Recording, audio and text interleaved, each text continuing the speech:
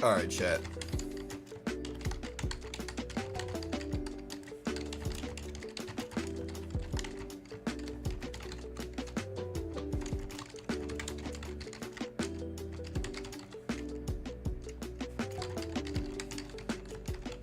$212K is what jobless claims are expected at.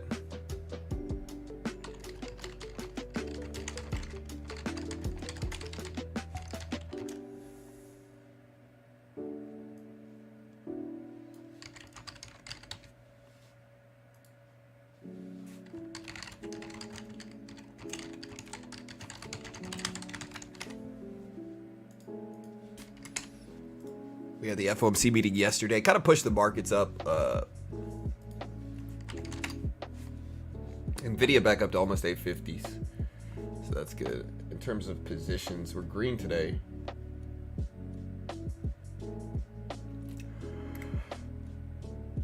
Whew.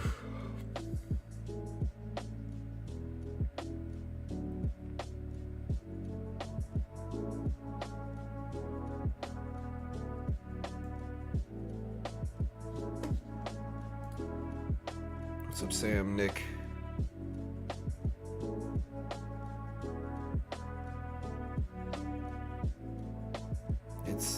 It's 5:30 a.m. Texas time.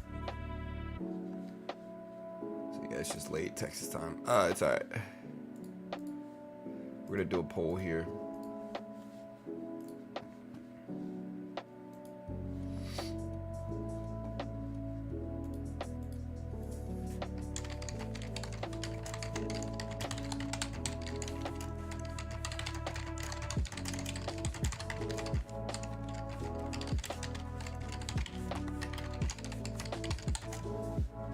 There's the poll. Let me know how you feel.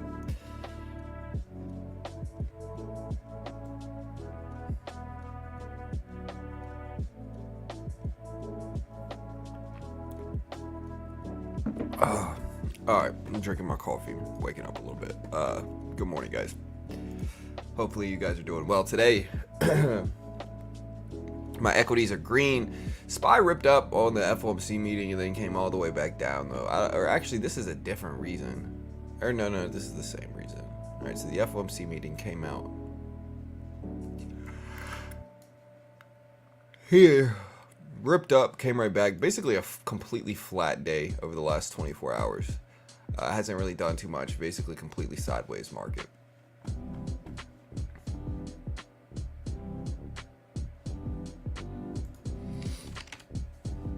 Checking up on the morning news.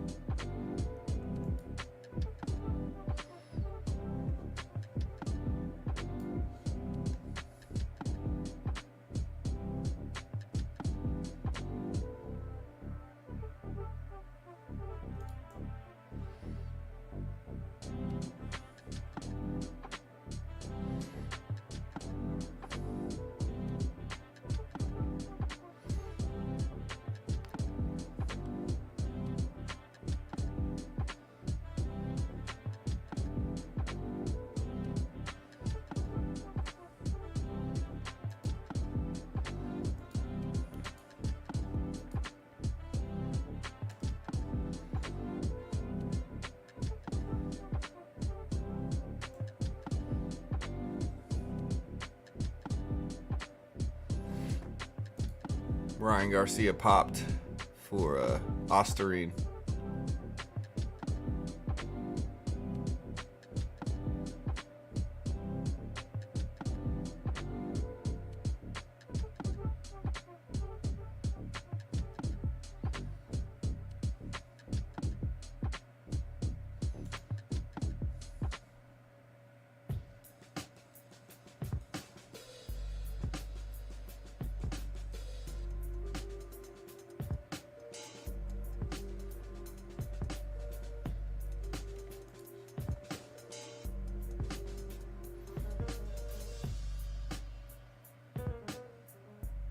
Investors who can tolerate the high volatility of equities are rewarded in the long term. 100%, man. That's how it goes, dude. Like, I know this because every time I freaking cover any earnings, everybody says the market's going to crash. Do we have any earnings today? I know we do. Hold on, let me see. Today we got Peloton, Moderna, Shake Shack, Novo Disc.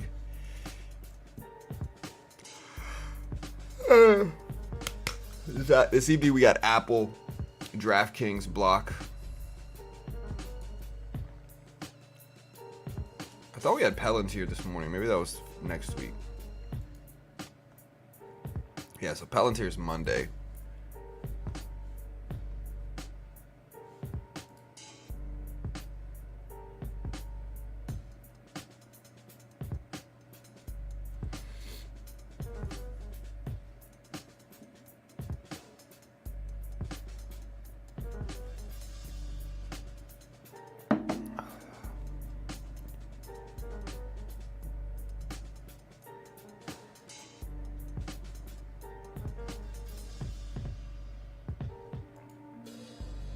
Yeah, so yesterday Powell was talking about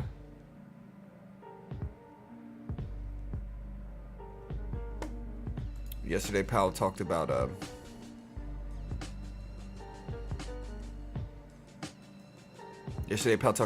slowing QT down, slowing the quantitative tightening that we've been doing.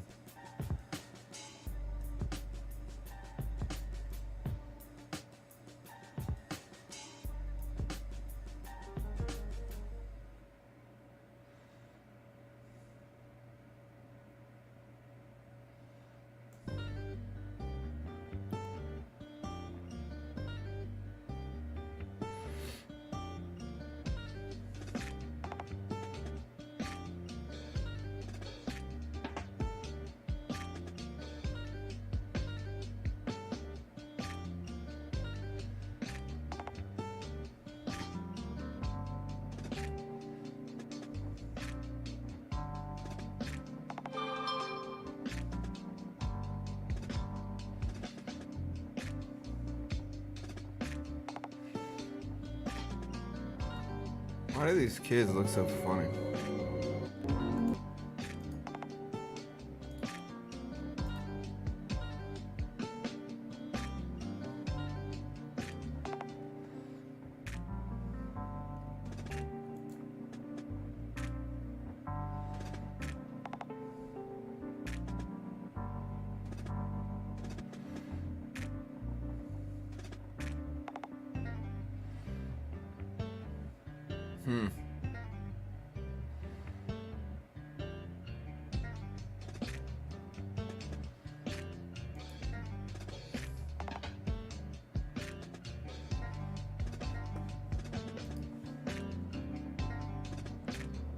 Go Baba, go. Yeah, I'm in Alibaba right now.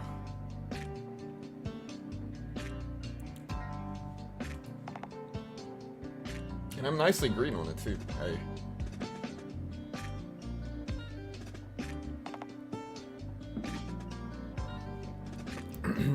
So far my equities positions, and we are green here on this portfolio. It includes Apple, green. Alibaba, we're green. Delta Airlines are green. Ford, we're green. Gold, we're green. Google, we're green. Honeywell, we're green. Coca-Cola, green. Meta, we're green. MGM, we're green. Palantir, we're green. Snapchat, we're definitely green. Tesla, we're green. Tyson Foods, we're green. Walmart, we're green. So, yeah, Powell talking yesterday about ending QT, which is probably a good move.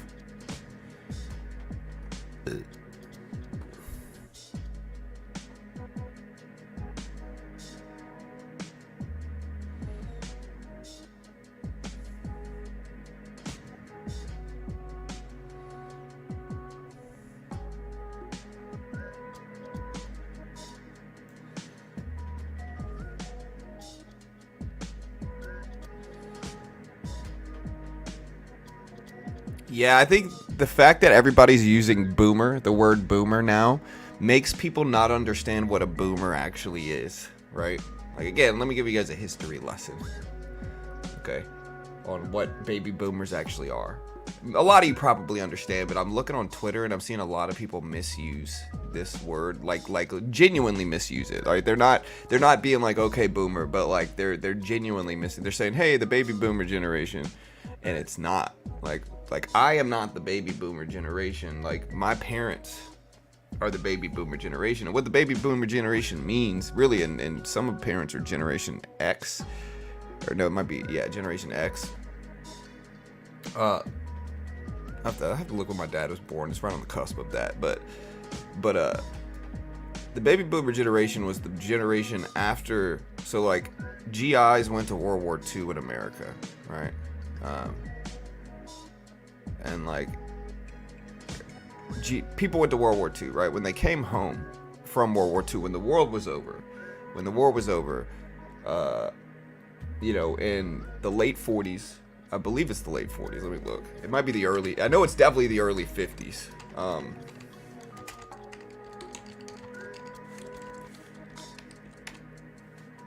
Yeah, exactly right. So late 40s. From the late 40s onward, all the men that went to war came home from World War II specifically, right? The late 40s, the late 1940s, and had babies. Right, so they call it the baby boomer generation because they came home from war. They had just experienced like a terrible war, right? And so what do they do when they get home? They have a bunch of babies, right? The babies that were born are the baby boomer generation because their parents had just gotten back from war in the late 1940s, early 1950s. It goes all the way up to 1960s actually, but yeah, they had babies, and that's the baby boomer generation, born between 1946 and 1964. But now young people are using boomer as just a slang term for old, right? So they're using boomer as just a slang term for old, and it's not really what it means, you know?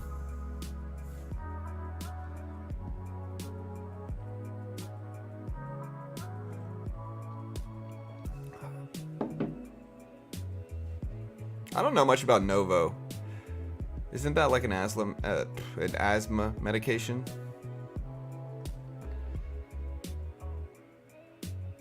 So my son got third on the spelling bee. I'm still really proud of him, dude. He doesn't even try. I wish he tried. I really do. I try to tell him to try, but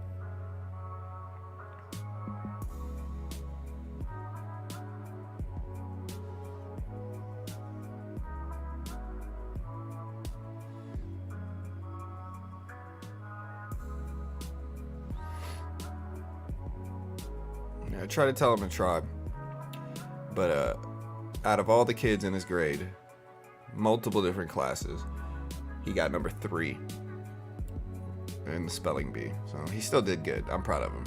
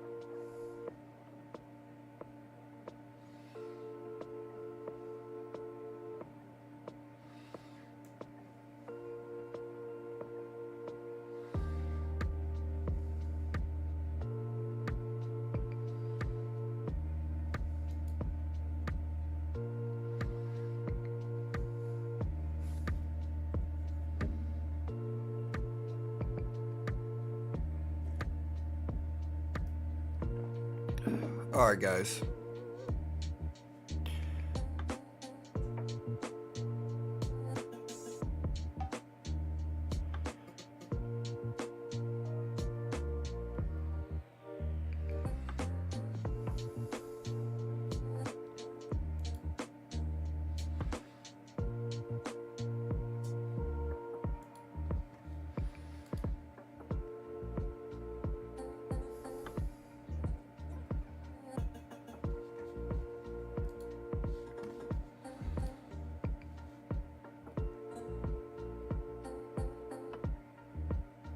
Baby boomers are starting to retire, 100%. I see this in my family, you know, my parents.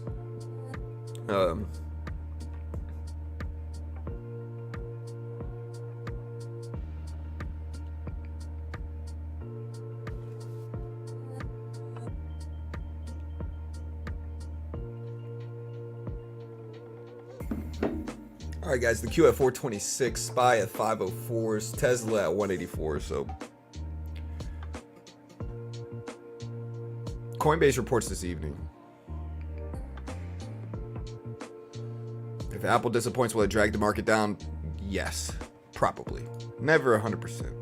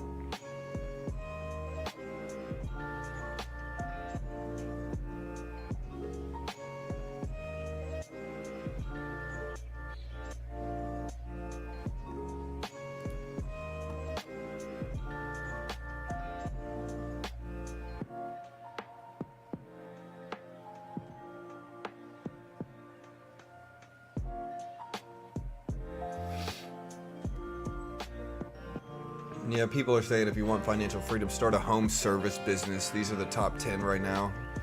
Yeah, but the problem, dude, is that you're going to be basically like you're going to swap working for somebody else and stressing out to working for yourself and stressing out. I think if you're going to start your own business, you have to start something that's scalable. It needs to be scalable. It can't be something where you're going to have to do the same thing that you did working for somebody else. It's just not going to work. I mean, you can. And again, you will have freedom in that you can work whatever you want, but you're still going to be tired constantly. And so, yeah.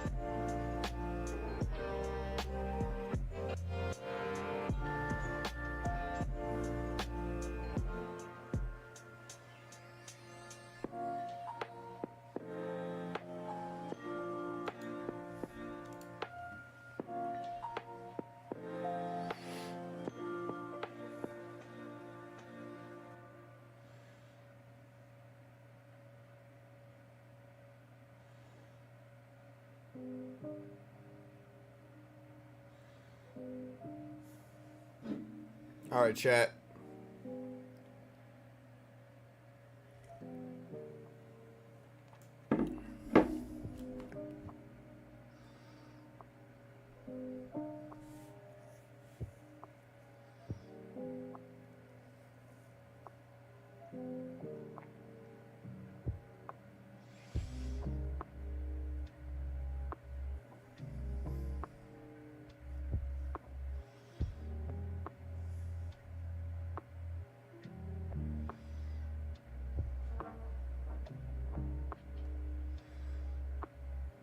All right, guys, we got time.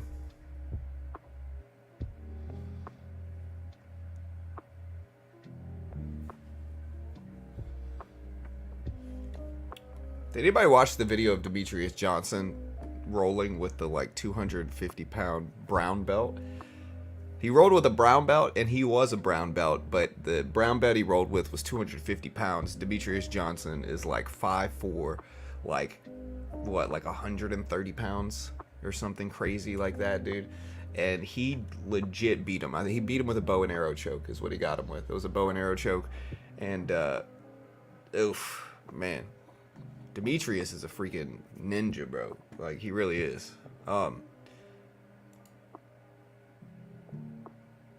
The problem with, like, they're saying, oh, if you want financial freedom, start a home service business, start a carpet cleaning business, or a car detailing business, or a tree trimming business, or a window washing business, or a pressure washing business.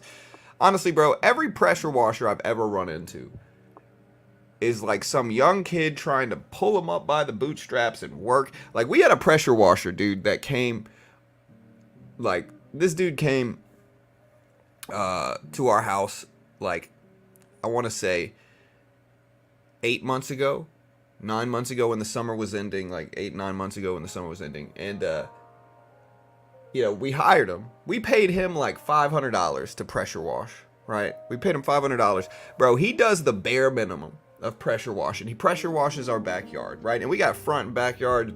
He does the bare minimum, pressure washes our backyard. He's supposed to clean our windows as well, but he didn't even have a towel to clean our windows. He didn't even show up. Like, it was just a mess, bro. Like, I think some teenagers still have like a child mindset. Is really, like, that's the vibe I got from this dude, was like, he's got like a child mindset. Like, you're getting paid $500. Like, I can't imagine $500 is not enough to power wash both the front and backyard, which is not like crazy amounts of cement either. Like, the amount of cement we have in our front and backyard is not super high, you know. $500 should have covered it, realistically. You know, it might take you, if you really did it for 3-4 hours, you know, you're getting over $100 an hour. And then when it came time to wash the windows, he didn't even have a towel to wash it. We had to give him like a sweater, and he used one of my old sweaters and probably made the windows dirtier afterwards. At a certain point, I just went out there and I was like, you know what, bro, like, keep the money, you know, and just kind of like, you're making my house dirtier, bro. Like, get out of here.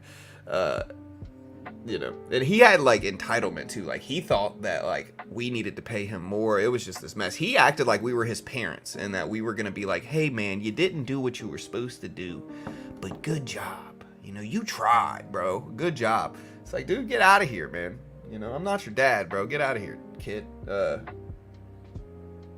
And to be, this was like a 20-year-old, not like a, if this was a 12-year-old, you know, or whatever, I might have been that way with him, right? I might have just been like, hey, good job, kid. But this was a freaking 20-year-old, you know.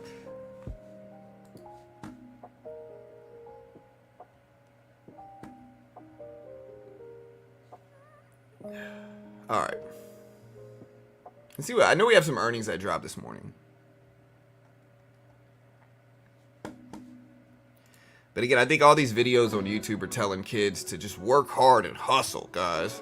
Even if you don't know how to do it. Even if you don't have a towel to clean windows. Sell them. Just sell yourself, you know?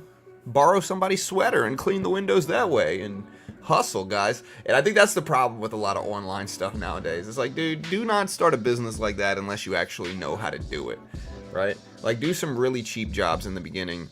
Learn how to do it. Yes, you're going to have to take a pay hit to do it. Learn how to do it. Then once you know how to do it, then you can do whatever you got to do. But, yeah. Yeah, I'm still in Intel as well. I hope, again, I'm probably just going to sit in Intel. I can't imagine it fails, right? Like, I'm probably just going to sit in. I might actually add more to it today. I think I might fix my average a little bit. I don't mind losing money on this trade.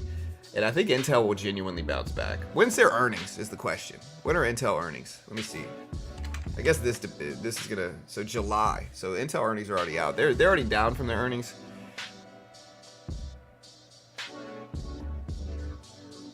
Nah, it was a white kid. Juice.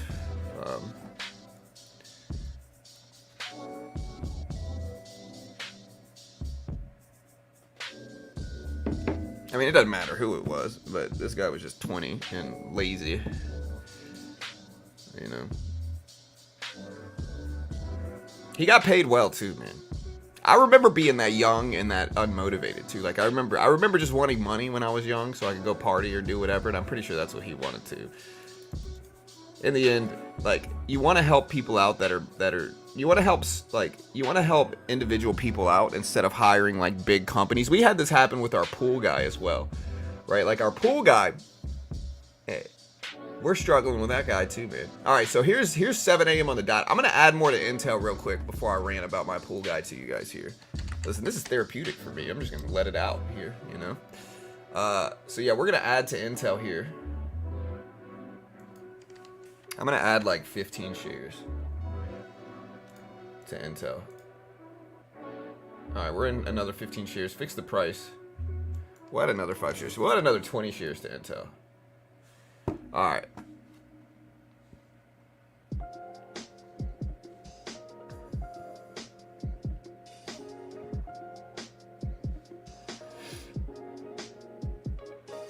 Yeah, so if one day's profit is over 30% of your total profit, you can't withdraw until your P&L gets higher than that, which is fine, right? They just want to make sure you're legit profitable. I like hearing the customer's perspective. Yeah. Yeah, dude, honestly, my pool guy, bro. So, I don't know what's going on with him. And we've had him for years. But, like, you know, it's almost summertime here. You know, so, like, and this is our first time having a pool. And so, for the last, like, 4 months, our pool guy really hasn't shown up that much, right? And it got to the point where, like, our pool was starting to turn, like, green and, like, gross, right? And so our pool guy didn't show up for a long time, like for like a month almost, you know, and our pool turned basically green, you know, and then when he comes back, he wants to charge us for a filter, even though it's kind of his fault. The filter started to break, probably because he didn't come and clean it like he should have. And, our filter starts to break, and so then we have to buy another filter, even though it's like if he would have just shown up like we're paying him to do, like we're paying him hundreds of dollars a month to clean our pool, we wouldn't have had to replace the filter because the filter broke because it was overclogged because a pool guy didn't show up. So we're having to pay for it, and at first we just kind of let it slide, and we're like, all right, that's cool, like whatever. And we pay him again. We pay him for 2 months in advance, and then our pool guy just stopped showing up. Right, like then we don't, and then he just goes MIA for like 2 weeks again, you know. And the last time I had saw him, he was like super friendly, like super friendly, you know. And I kind of know what it is. Like if somebody comes to me and they're super friendly, I don't know what he was doing, but he was really friendly, you know, really friendly. And so I'm sitting there like, I don't know if he's just off partying or doing whatever he's doing and just kind of neglecting the pool, which is probably what realistically is going on. And so anyway, my wife finally gets mad and she's like, hey, like, we need to hire a big pool company. Like, we've let this one dude, you know, we've let this one dude slack off and we've covered his slack. We've paid for a new filter, even though we shouldn't have had to. And like, and it's just this guy with his own pool route. We're going to just hire a big pool company now, you know, because that way we don't have to worry about this, right? We don't have to worry about the dude. I don't know what he's doing. Every time he shows up, we're giving him a check for something. And like, I don't know, man. Eventually we just like, hey, let's just hire a big pool company. And so I want to hire the little guy. I really do. I want to help small businesses. But at a certain point, they're less reliable. They're just simply less reliable. You don't know what you're going to get with them, you know?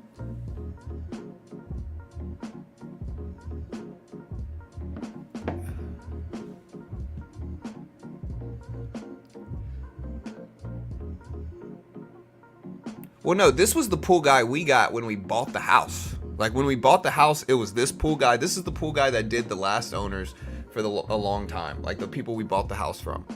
So, he should have been good. And he was good for 1.5 years, 2 years. But then the last, like, 3 months... Again, I don't know, man. People fall off. Like, they start doing drugs or whatever it is. I don't know what it is, man. Honestly, that's the vibe I got. Right? And then they just start to kind of, like... I don't know. Yeah, first world problems for sure. First world problems for sure. Yeah, I thought about paying my daughter to do the pool cleaning. My My daughter's in softball finals though, and school finals right now. So that's a job maybe she could have during the summer. No, honestly, Chris, I had the same thought process, dude. That's literally exactly what I thought, Chris Strokes. That's exactly what I thought, you know? Because again, I'm from, listen, I'm not saying I've ever done that, but I've known people that did, and that's how they acted, you know? And so again, I'm not judging. Like, I wish him the best. But I'm not about to, like, we're not about to let our pool go to crap during the summer, even though we're paying this dude hundreds of dollars a month just to be nice. Like, we're nice people. And again, I'm not judging him. It's not like I'm going to go leave a bunch of bad reviews or anything. But yeah.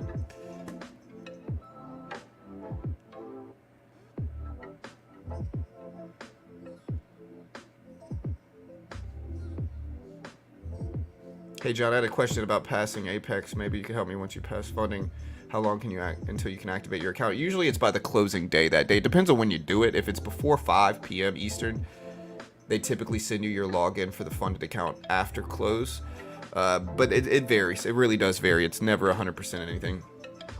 All right, let me look at the earnings coming out. We do have earnings today. Novo is already out. They dropped really early this morning. They posted an 81-cent profit EPS on... I don't know what the revenue was. Check it out. I'm still kind of mad, dude. Right in the middle of my FOMC stream, my internet crapped out, dude. ConocoPhillips is out at 203 EPS versus 204 expected. Revenue of Peloton CEO Barry McCarthy is stepping down and to cut global headcount by about 15%. You know, man, listen, I'm not going to say I told you so on Peloton chat. Who's been sitting here telling you about Peloton, bro? Anybody that's watched my stream for over a year, y'all know how I felt about Peloton. It's easy to see these things, man. Again, like, one of the things I've genuinely, truly wanted to do is start my own short fund. Start my own short report, like the Hindenburg short report. There's been a couple companies that I've said, hey, this company is going to fail, right? And I've said this about Peloton for the last 2 years straight. If you look at 2 years, a chart over the last 2 years for Peloton, 2 years ago, Peloton was at $27. It's now at $3. I need to start my own short report, dude. Because, again, I said this about Peloton. It's down like 80+% since I've been talking about it like that. And, again, it's not my fault it's going down. BYND, another company. Beyond Meat, another company. I'm not really a big fan of shorting companies like that, but maybe I should start. Like, there's certain companies that you can just look at them and you obviously can tell that they're going to fail.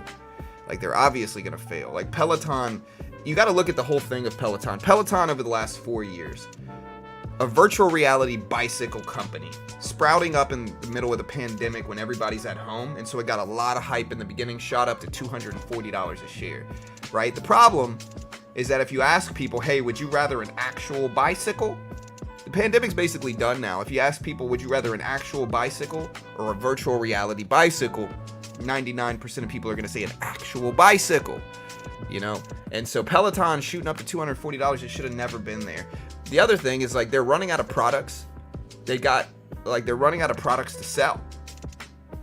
And they're wasting money. Like, one of the things that happens when a company grows too big too quickly is they start burning money. Right? How does Peloton burn money? They create virtual reality rowing machines. Nobody cares about a virtual reality rowing machine. That is a complete waste of money. You know what? Again, I talked about it before. What's next? A virtual reality toothbrush? It's stupid. Doesn't make any sense. They're not going to do anything with that. They're going to burn money with that. And sure enough, Peloton has gone down drastically. They need to hire me. Listen, my idea with them a long time ago, limit your products.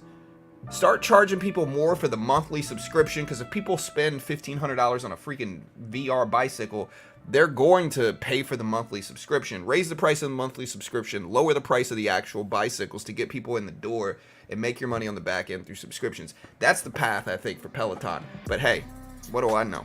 I've been saying this for years. I'm going to start the Peloton short report, but hey. The only problem with starting a short report like that is like regulation wise. Like, I don't want to, you know.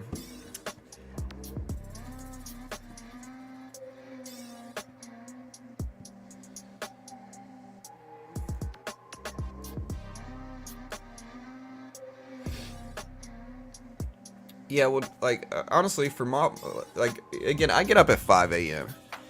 Right, so I get up at like 5 a.m. in the morning, um, and so usually by like from like 2 to 4, I'm trying to sleep. I'm trying to get a couple hours in so I can have some energy when my kids get home from school. Because like getting up at 4:30 takes a toll on you. It doesn't matter how much sleep you get. If you get up at 4:30 in the morning, by the time like 1, 2 o'clock in the afternoon hits, I'm crashing a little bit, to be honest, right? So I'm trying to get a couple hours of sleep in the middle of the day, and we hadn't seen him in weeks. He finally shows up, and he's super, super friendly. Like, he's asking me about my businesses. He's trying to just chit chat away, talk away, ha ha ha, like all this different stuff. And I'm sitting there and like, dude, he's not even talking about the pool. And so immediately I'm like, this dude's on speed right now.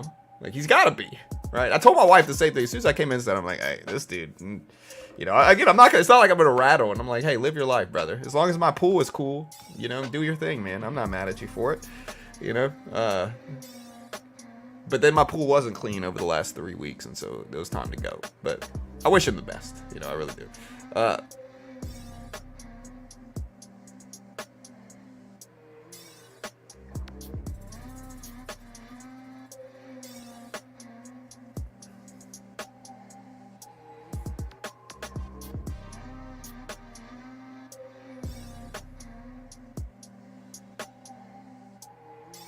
Yeah, again, that one's too pharmaceutical, Darren, for me to mess with. I'm not trying to mess with that.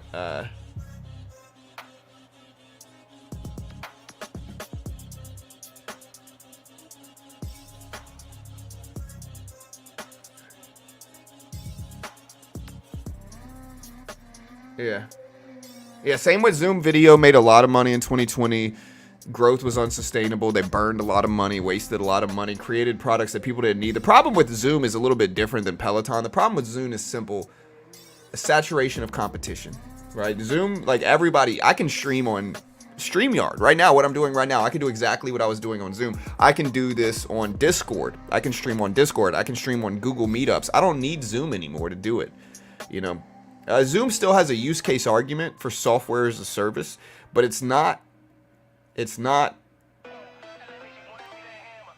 justifying the price valuations it was getting after 2020 for ZM, right? Zoom went up to almost $600 a share. It should have never, ever been that high, man. And I'm not a big short person. Like, I'm not a big person that likes shorting companies, but I do think there's a few companies that it just makes perfect sense to short them. Peloton was one of them. I've been a broken record about Peloton for years. Same thing with BYND, Beyond Meat. My argument against Beyond Meat was very simple. It's lab-grown meat. They're trying to do all these deals with fast food restaurants, which is ridiculous. Again, they don't understand their audience, okay? If you're going to grow lab-grown meat and try to sell it to, like, vegans and health-conscious people, I don't care how many deals you do with Burger King. Health-conscious people, vegans, are not going to go to Burger King. They're just not going to go. It's like selling caviar at McDonald's. It's not going to happen. Nobody's going to go buy caviar from McDonald's, right? Nobody's going to go buy your Beyond Meat or your Impossible Burger from Burger King. It's just a waste of time. They don't understand their audience. Vegans are incredibly health-conscious. That's your audience. And so, number one, Beyond Meat simply overestimated their interest. They overestimated their customer base. They got really, really big, really, really quickly. They couldn't sustain it, and Beyond Meat has dropped a lot. Just on the year, they're down from $14 down to $6 something. Long term, they got up to $240s, and now they're down to $6 something. So, yeah. Peloton, same thing. They did their virtual reality bicycles. But then the pandemic ended and people went back to normal life, and now they're just riding actual bicycles. Nobody wants to spend $5K on a fake bike, and most people just go to the gym. It's better again, most people are just going to go to the gym, and so they're going to get their business from the gym, or they're going to get their workouts at the gym. They don't need to buy a virtual reality bicycle anymore, and it's just kind of customer base for Peloton is just dwindling down.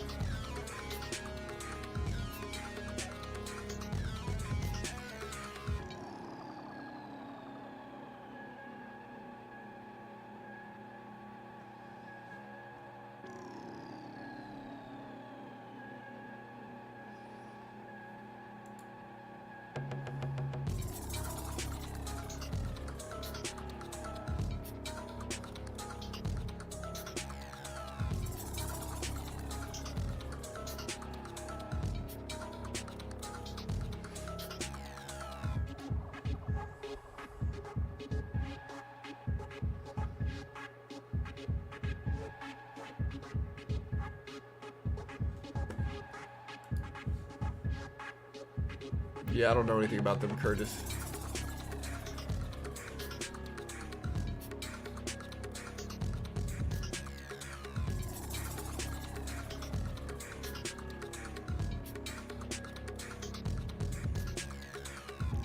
Yeah, I don't know. I think veganism and vegetarianism is probably the best thing you could be realistically. I think in terms of just like feasibility in life in food consumption, I think it's probably, you know, yeah. Because like an example of this is, okay, so if herbivores, if we're not really herbivores in nature, I know we're technically omnivores, so we eat everything, but if we're not herbivore in nature, why do we have to cook our meat most of the time? All right, explain that. Like, if we consumed meat naturally, wouldn't we be able to just eat it? Like wolves eat it, you know? We wouldn't have to cook it. And so I think that's a good argument for being a vegetarian or a vegan. And again, I am certainly not one. I love brisket. I'm a barbecue guy. I love, you know, barbecue. But I still think you gotta look at that argument objectively and, you know.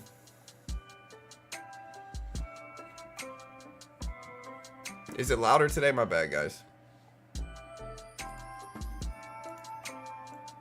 Yeah, you can eat some of it. Not all of it, though, but some of it.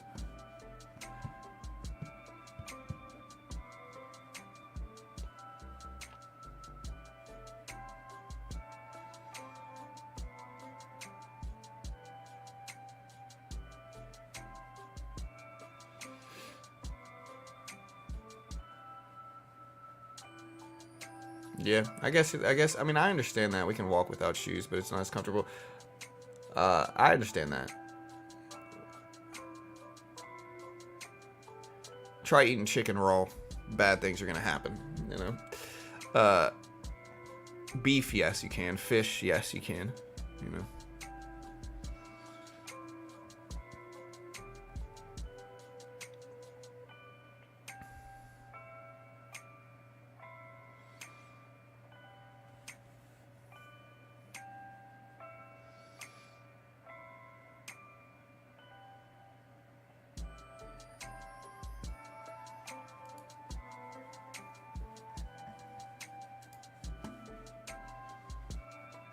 Virtual reality food. Hey, listen, it's time to start it up. Peloton!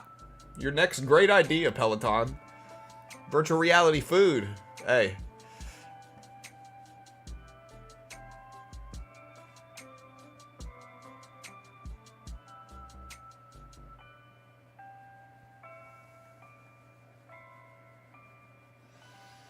Cooked meat made our brains huge in theory. Yeah, I mean, it could also be omega 3s and stuff like that. Is like fish specifically made our brains grow, I think. But there's a lot of arguments there, you know. I never knew there was a positive correlation with brain, with head size and intelligence. I truly never never knew that. Again, my son has a huge head. You know, we bought my son a hat from the Lego store. Or from the Disney store, like years ago, when he was like 5 or 6. We bought him a hat. Like, I went to the Disney store, brought him home a hat, like a normal kid hat. And bro, this hat sat on the top of my son's head, like a gag hat, like a little joke hat. It sat on top of his head like this, you know. Wouldn't fit him at all. I had to go get him a full-on adult hat at 5 years old, just so it would fit him. I have a huge head as well. Top 3 biggest heads in the world right now, they say. But yeah, it's just, I'm smart. I got a big brain, I guess, guys.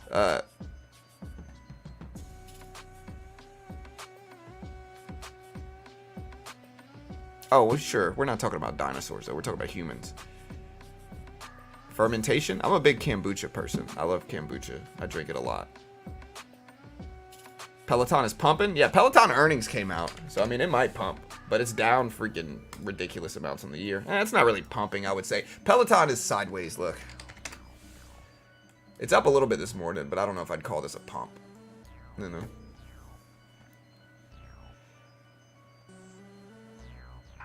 Yeah, Charge Point, Beyond Meat, FSR, Peloton.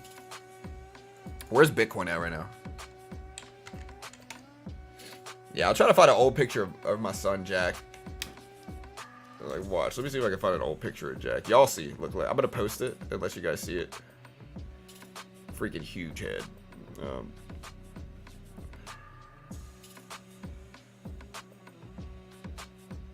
He was a cute kid, though. Like he was a cute kid. He's kind of grown into his head a little bit that now. He's still got a big head, but it's not as big as it was.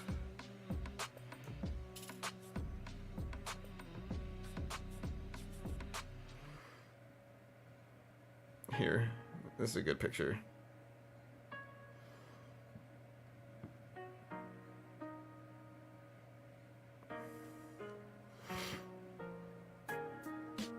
Yeah, so is the music too loud now? Let me see.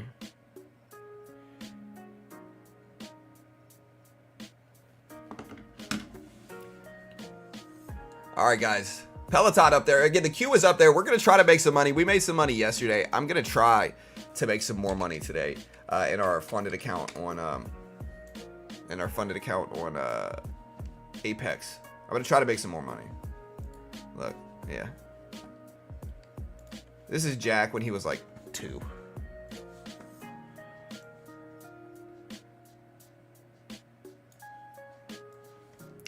This is Jack when he's like 2. See, he had a bigger head than Maddie. He's got about the same size head as Carol. That's Jack when he's 2. Carvana did drop earnings today. Let me see. Carvana killed it, man. Carvana has had one of the craziest runs for any stock ever, man. Carvana was at $3 a share. $3 a share a little bit over a year ago. $3.50 a share. So Carvana at the beginning of last year was at $3.55 a share. Or at the end of 2022, I'm sorry, in December of 2022, Carvana hit $3.55 a share. It is now, Chad, had one of the biggest comebacks ever. It is now at $120 a share. What a crazy comeback for them. What a crazy rebound for Carvana. Because, man, up to $120 from $3.50 about a year and a half ago. That's crazy gains here. And again, I see Carvana towers everywhere. Are they really this big? Like, I've never used them. The only thing... Are people that lazy to where this company's that successful? No offense to Carvana, I'm sure it's a great business model. But I know the business model relies on people staying home. Like buying online, picking up the car, selling their car online. Like, are people... People could make 20-30% more selling their car online. I guess sometimes people just want a new car quick. And so they don't care as much. But, oh, thank you, TK, appreciate it. Yeah, again,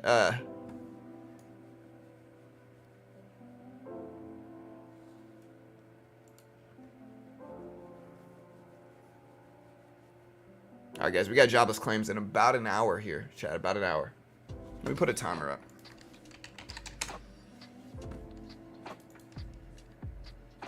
We got an hour and 5.5 minutes.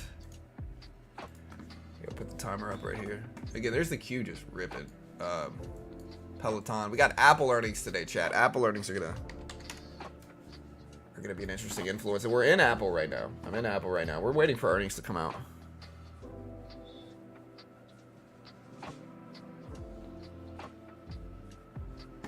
Yeah, I mean, buying a new car is typically the worst thing you could ever do if you're young and you don't have the money to buy it outright. Like, listen, if you've got FU money, and what I mean by that is, like, if you have millions of dollars, which is what you need to buy a brand new car. Like, if you have millions of dollars and you want to buy a brand new car right now, again, if you have millions of dollars, you want to buy a brand new car, fine, buy one, you know. if you are young and you make less than, like, I would say less than like $150,000 a year, do not buy a brand new car. Number one, even if you've got the cash for it, it's a waste of money. Like, you're gonna lose 50% of that price driving it off the lot. It's unnecessary. Definitely do not finance a brand new car. Again, one of the worst financial decisions you can make. You'll be stuck in long-term debt on a wildly depreciating asset. If you lock yourself into long-term debt on a home, at least it's a home, it's probably going to appreciate around 5% a year, and you're going to make, at least some money back there.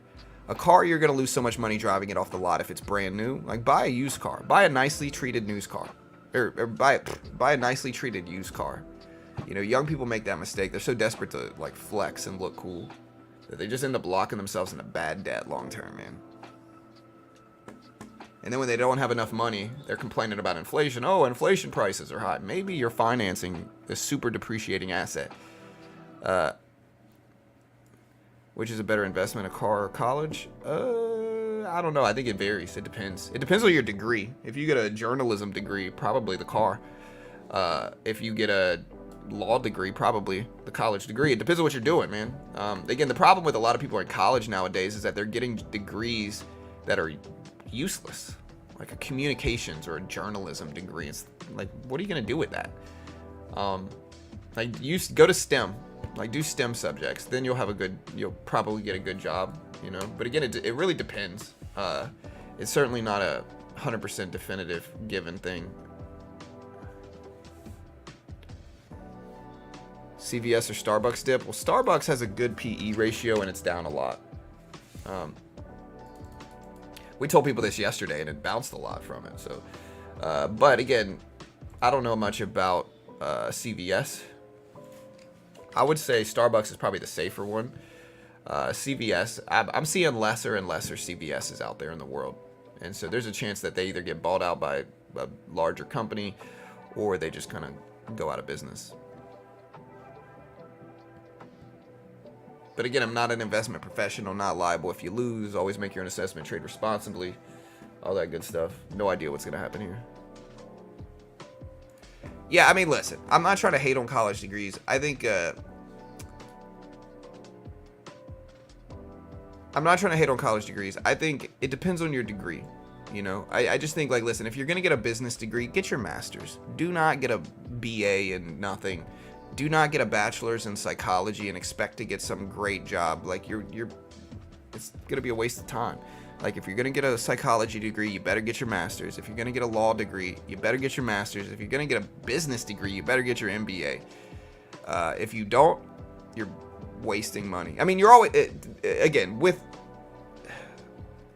gonna have an easier time getting a job with a college degree, right? I'm not arguing against that. You're definitely gonna have an easier time getting a job and probably get paid more when you do get jobs. And so there's always a reason to do it. But the problem, the question is the risk reward and how much you're spending on that degree. If you're spending $100,000+ on that degree, you better make sure it's a justifiable one, And I think a lot of other people are going to have an easier time. Again, I make more money than most of the people I know that went to college because I started my own businesses, and instead of, but again, I might be an outlier in that situation.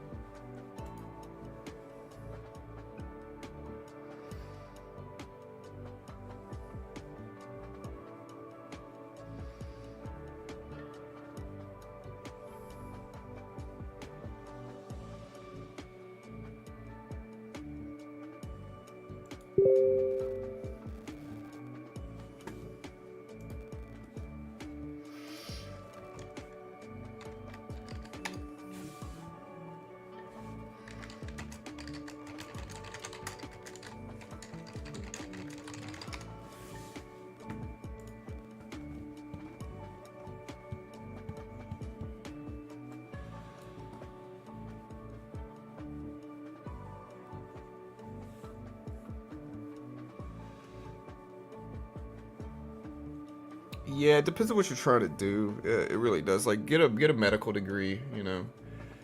Um, law degrees I think are also at risk though. I think the problem with law degrees nowadays, an example of this is like I needed a contract, right? Like I needed to upgrade a community property contract I have, right?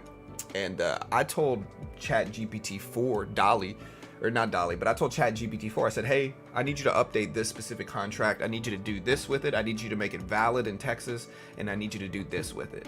And GPT-4 spit out a beautiful contract within like 20 seconds. Beautiful contract. I sent it to an attorney. He verified that it's legit, it's valid, and yeah. So that I still think you're gonna need attorneys, but yeah. I still think you're gonna need attorneys, but they might lose business.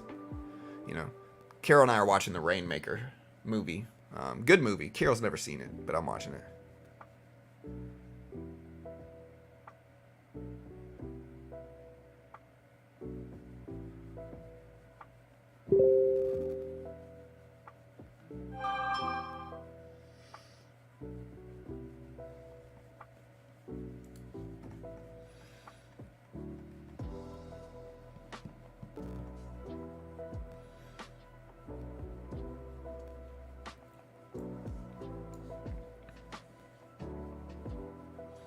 AI lawyers. Oh, it's already here. Again, it's already here. Like, watch. Let me show you guys something here. All right, I'm gonna show you guys something. Watch. Like, let me show you guys. Watch this. All right.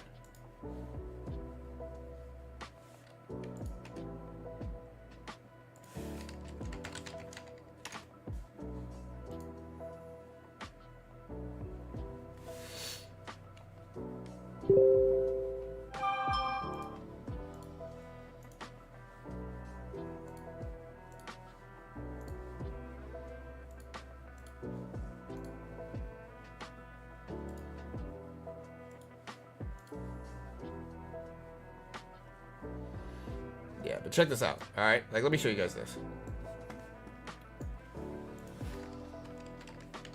Write me a valid Texas contract that specifies or that states that what's a good contract?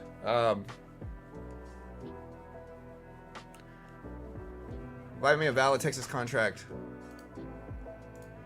that states that in the event of a market crash, Carol London owes me $500.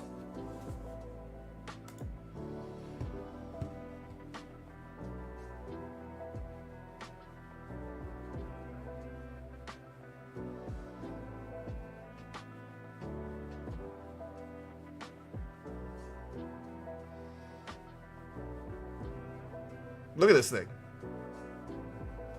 People don't understand how powerful AI really is. Like, look at this contract. It's a legit contract, too.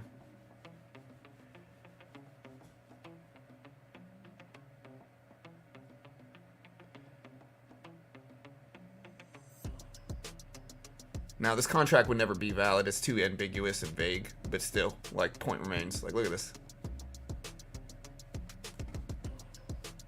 Yeah. And it even tells me this contract is too simplified. It needs adjusting, right? Like, AI is powerful, man. It really does.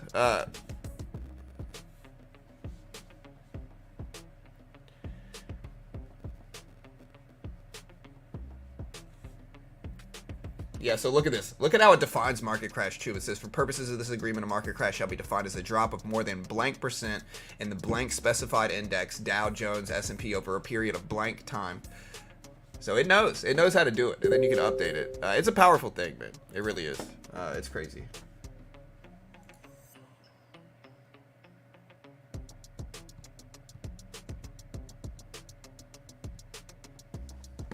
Hey, what's the next big earnings reports that are coming out? Like next week, I know we got some earnings. What's the next big one? Big one. We got, I know we got Foot Locker. We got Berkshire Hathaway, Spirit Airlines next week. Palantir. Should I cover Palantir? I think I did last time. Didn't I cover Palantir last time? I'm not sure. Hold on.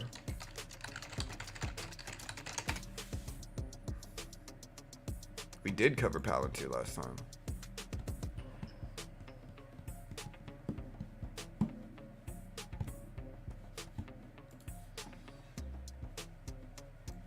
Well, I know Apple is today.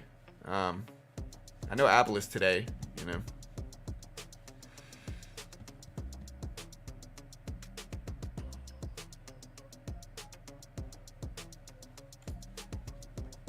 So yeah, next week we got Berkshire, Palantir, Disney, Datadog, NKLA, Crocs, Celsius, Rivian, Upstart, Uber, Shopify, Affirm, AMC.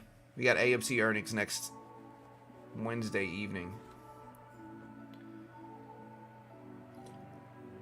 Robinhood, Airbnb as well.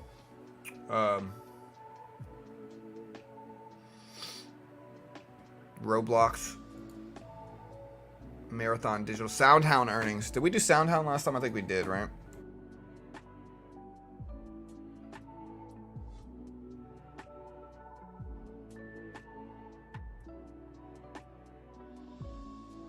All right, so I did end up buying Intel a little bit more here this morning. Green on the day, but red overall. But I'll probably hold this longer term. What's your thoughts on Apple? I like Apple. I think Apple's a really successful company. I think it's a powerful company. I think it'll probably do really, really well long term, but who knows?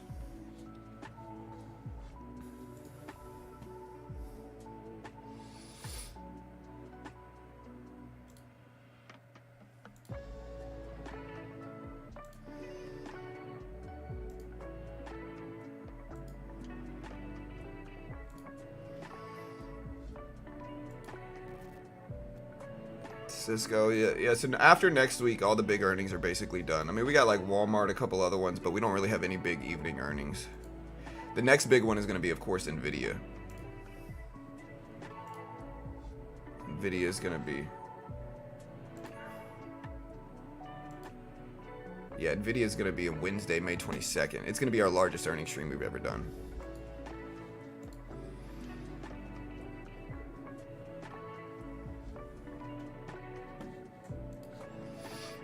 Here, hold on, I'm going to mute this music for a second.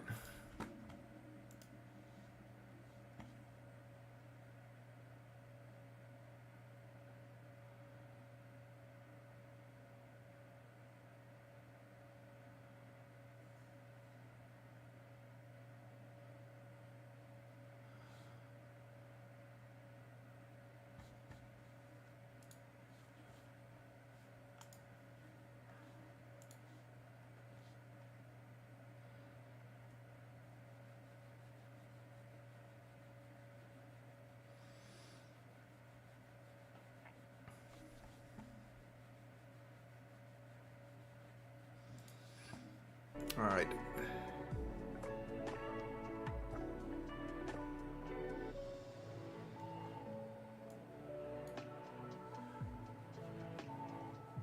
Wait, was it really Agent?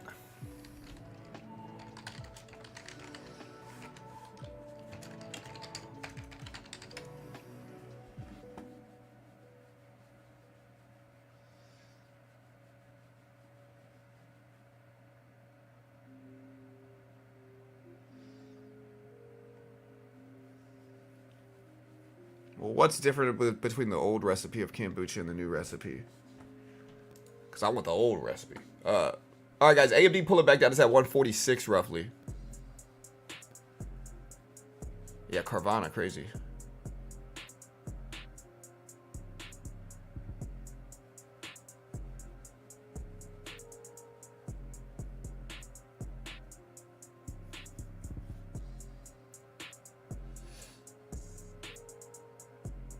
Fall for what, Dakota? Any thoughts on Starbucks? I think Starbucks is down a lot, has a low PE ratio, probably will bounce back. But again, I really don't know for sure. No idea.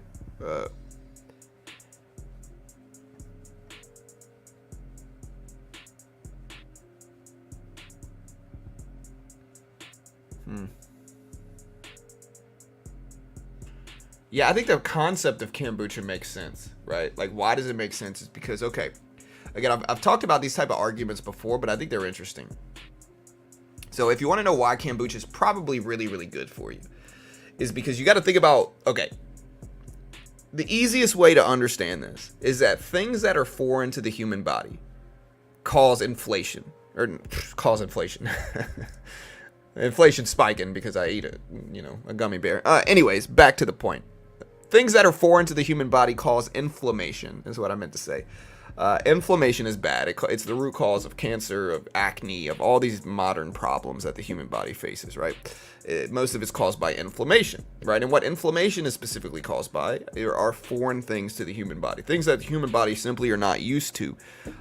We know this because if you look at like processed sugar, white flour, things that our hunter-gatherer ancestors did not have access to, they cause spikes in inflammation. And again, it makes sense because when you think about what our hunter-gatherer ancestors did, they walked around, they picked berries, right? So blueberries are superfoods. Why? Because they're one of the least foreign things to the human body, right? Lean meats are in this category as well, because again, they're what the human body is the most used to. They're the least foreign things to our body. They're what the human body has gotten used to over time. And again, things that our bodies have not gotten used to, like white flour. We didn't really have white flour historically. Processed sugar. There's all these things that cause inflammation in our gut because we're just not used to eating them. Like historically, like our ancient ancestors didn't have access to them. So those are the things that cause the biggest problems with the human diet. It's one of the reasons so many people have gluten sensitivities, because gluten is essentially white flour, and a bunch of other stuff as well. But again, gluten sensitivity is derived from our ancient ancestors not having access to those things, right? And so, anyways, going back to kombucha, if you think about the natural state of humans and like what humans eat, what our ancient ancestors, our hunter-gatherer ancestors ate, they were probably walking around and sometimes running into fermented foods. Like they didn't, like, again, it's another reason fasting is really good for us as well, is because if you think about the natural cycle of consumption with humans, sometimes humans would wake up and they wouldn't have access to food, right? They wouldn't have access to food. They would have to go hunt it down, track it down, gather it down. They didn't wake up and eat like we do.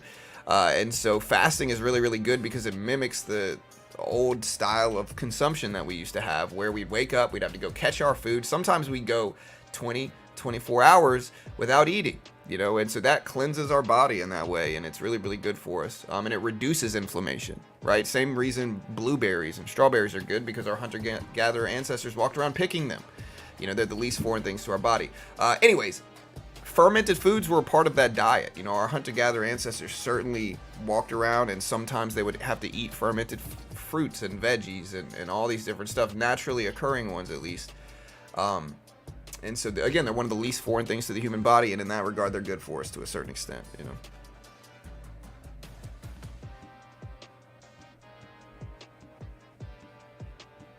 Well, no, they didn't sell kombucha, but they certainly had fermented foods that we were walking around eating.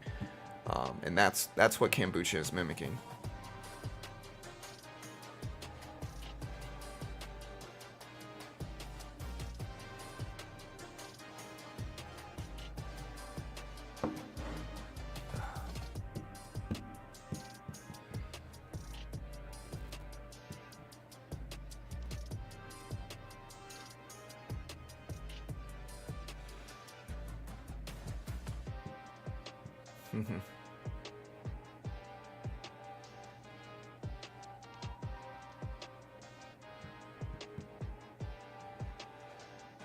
All right, chat. We still got 45 minutes until these numbers drop. Sit back waiting here.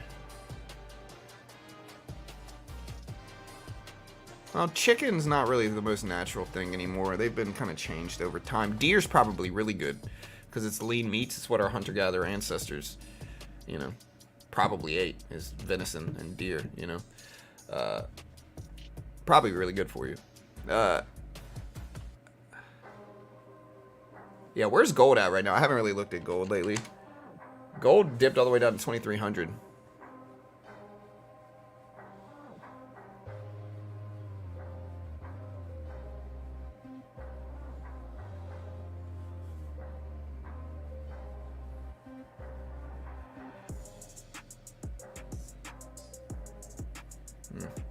Yeah, this Oracle Pro software is solid. Yeah, for sure. Yeah, my wife loves kimchi. I'm not a big fan of it. I can't handle the taste, to be honest, of kimchi, but she loves it. Man, her breath is freaking after kimchi, bro. Garlic. I used to work at a Lebanese restaurant, man, and in Baton Rouge. If you're ever in Baton Rouge, go to Sarab's or Al Basha's. They're both really, really good Lebanese, Middle Eastern food. Just really, really good. But yeah, one thing about garlic is that when you eat garlic, it stays with you. I would eat hummus and chicken shawarma and gyro in the morning, and bro, I would smell like garlic all day. You know, I loved it though. Great food, really great food. At first, I didn't really like hummus, and now I love it. It's like I'll eat hummus with everything. Yeah, Carvana going crazy.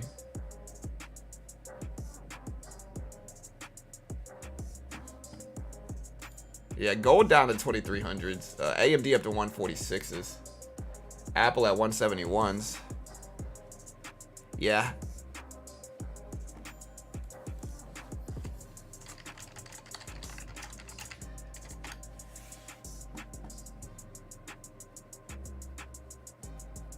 So Eero. I know I pronounced Gyro incorrectly, but Eero. Whatever. I'm gonna say Gyro anyway. Alright, chat. Again, AMD at 146. Apple at 171. Apple earnings are today. Apple is expecting specifically, let's talk about it. So Apple is expecting 151 EPS on 89.79 billion in revenue. Do you think they hit or miss this number? Chat. We still got 40 minutes until unemployment filings come out.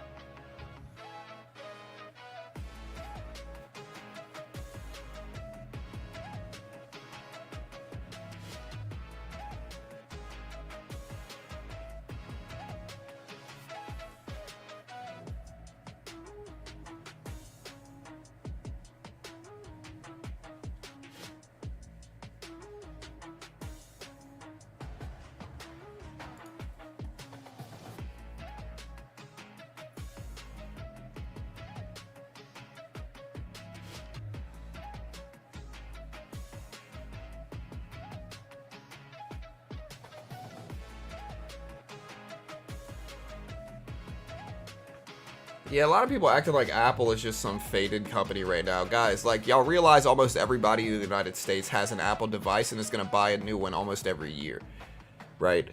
Like, regardless of anything else. People act like Apple just has to put out a new crazy, like, game-changing product every year. That's not a reasonable expectation.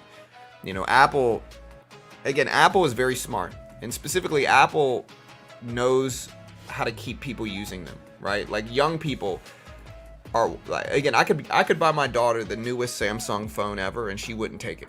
You know, she would use a 5-year-old iPhone over the newest Samsung, because again, in group chat, Samsung users are different there, and young people want to fit in. And so Apple's very smart about marketing to young people. Once people start using Apple, they very rarely switch.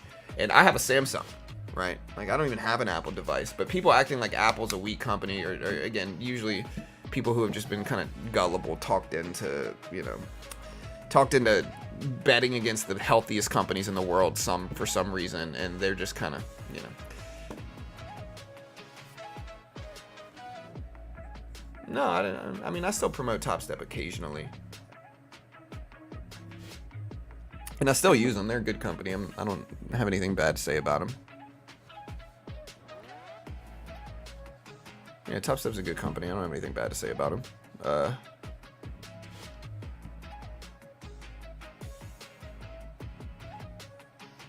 Yeah, you know, I think some people are just gullible, for lack of a better word. I think some people get talked into. Some people, I think they watch The Big Short. I think a lot of them come from day trading. So if you come from day trading, you think a market crash is going to happen every other day, and you don't understand that that's not really how it goes. And so I think a lot of people, you know, they watch The Big Short, they watch Margin Call. and for whatever reason, they want to be contrarian. You know, they idolize Michael Burry, and they want to just be the next big market crash predictor. Guys, like some YouTubers and influencers are to blame for this. They're telling people the market's going to crash every other week, and when it doesn't happen, they're so desperate to look to compensate for their bruised ego that they just act like the market's crashing every other day. You know, again, here's the Q long term on the year. Very, very strong trend. But if a lot of these influencers and a lot of people really in this live stream have been telling me the market was going to crash since here. And of course, it's not. Like, that's a ridiculous statement. Like, of course the market's not going to crash here. And the market has ripped up a huge amount, you know, and now people are acting like this is a crash. Like, again, the market is not going to crash every other year. We've already had massive corrections after the pandemic. We already had pretty big corrections recently. It's not going to happen all the time. Like, if you look up a weekly chart, we already had this correction back in 2021. We had this little mini correction back in 2023. Market's not always going to crash, you know, and that's the thing people really need to understand about it. And yeah, I think people just get really wrapped up. Again, the big edge long term is investing in blue chip companies. Investing in blue chip companies is the biggest edge you'll ever have. You're almost guaranteed to make money long term, but short term there's risks, right? And I say this at least once a day, usually more than that. And so if you find yourself betting on the healthiest company, betting against the healthiest companies in the world long term, again, somewhere you've been misled. Like, it's a sucker's bet. It's for, you know, yeah.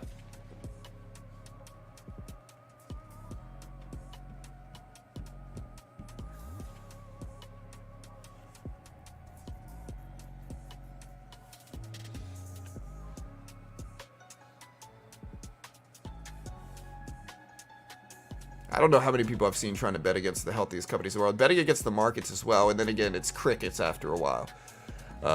Again, I told people I was buying up the market here, and I did. I bought up a lot of stuff in this pullback. People made fun of me, you know, and then the market ended up doing 24% last year. Crickets, silence, you know. Nobody cries manipulation more than somebody that's really wrong about a prediction.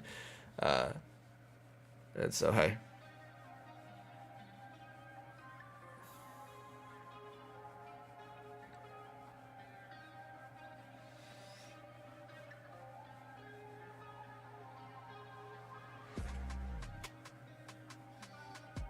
All right, guys. So again, we got Apple, we got Peloton. There's Nvidia. Nvidia at 840s, 850. This is one of the biggest things you want to watch too. Yeah. So many people are ready for a market crash. Well, most people, market crashes are not that predictable. You know, if everybody's calling a market crash, again, you see people get pulled in. Like, the reason I say it's gullible is because people get pulled in a lot of different directions. Like, you'll see big banks put out all this bearish, like all these bearish catalysts, all these bearish predictions, right? And they drag retail traders down. And then, you know, who do you think? And then, so at this point, a lot of retail had covered their positions. They had lost, you know, because again, big banks are putting out all these bearish catalysts and arguments and predictions. And so who do you think made money on this big gain right here? A lot of it wasn't retail. A lot of it was big banks. Who do you think sold too early? Retail traders did. And again, those are the people who are the most emotional, talking about manipulation and market crashes. Like, there's manipulation going on, but it's not the manipulation that people think. But the manipulation is by big banks putting out bearish, like putting out fake bearish news, you know, for the lack of a better word. And I'm not saying the economy or the market's even in a great spot, but right now the jobs market is strong. You know, inflation is relatively low, and again, 3%, 3.5% is pretty low. You know, if we look at the graph of CPI inflation, it's not the worst it could ever be, and the jobs market is strong. We're certainly not anywhere near a recession or depression. And the tech market has been booming here, specifically with AI and Nvidia. Now, again, I'm not saying that things are all rosy and things are great, but the bigger risks right now are inflation, right? And when I say this, inflation has been under control, people freak out. They're like, oh, but again, they're using the standard of prices 5 years ago.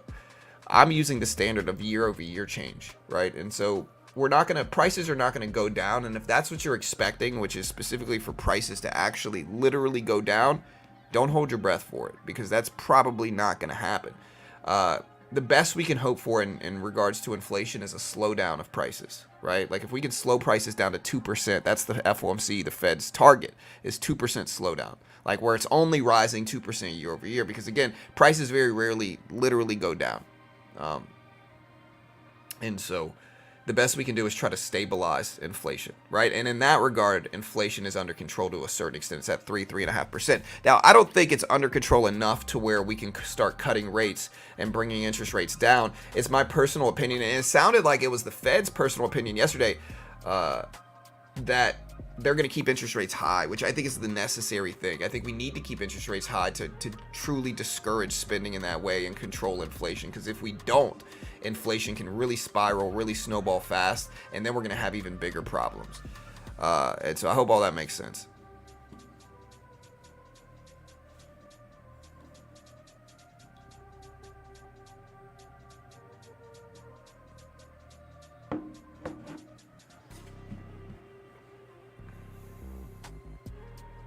Yesterday, everyone thought the market would crash. That happens every FOMC meeting, though. A bunch of rookie traders get together and tell everybody the market's going to crash every FOMC meeting. I cover every single FOMC meeting, and I have for years and years. Very rarely will the market ever crash during the FOMC. Now, it might have big swings up and down like it did, but it's not going to crash. Like, crash is 20+%. It's not going to do that on FOMC day. Again, those are usually just people that are new to covering these events that don't really know how it goes, and so they're just kind of... they're sensationalizing the FOMC meetings, I guess is the easiest way to put it.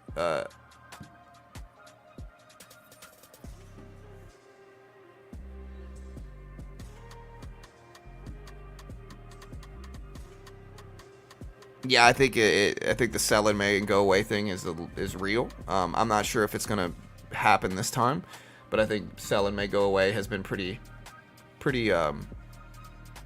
based, you know. Especially in crypto specifically, but might be in stock markets, so we'll see. All right.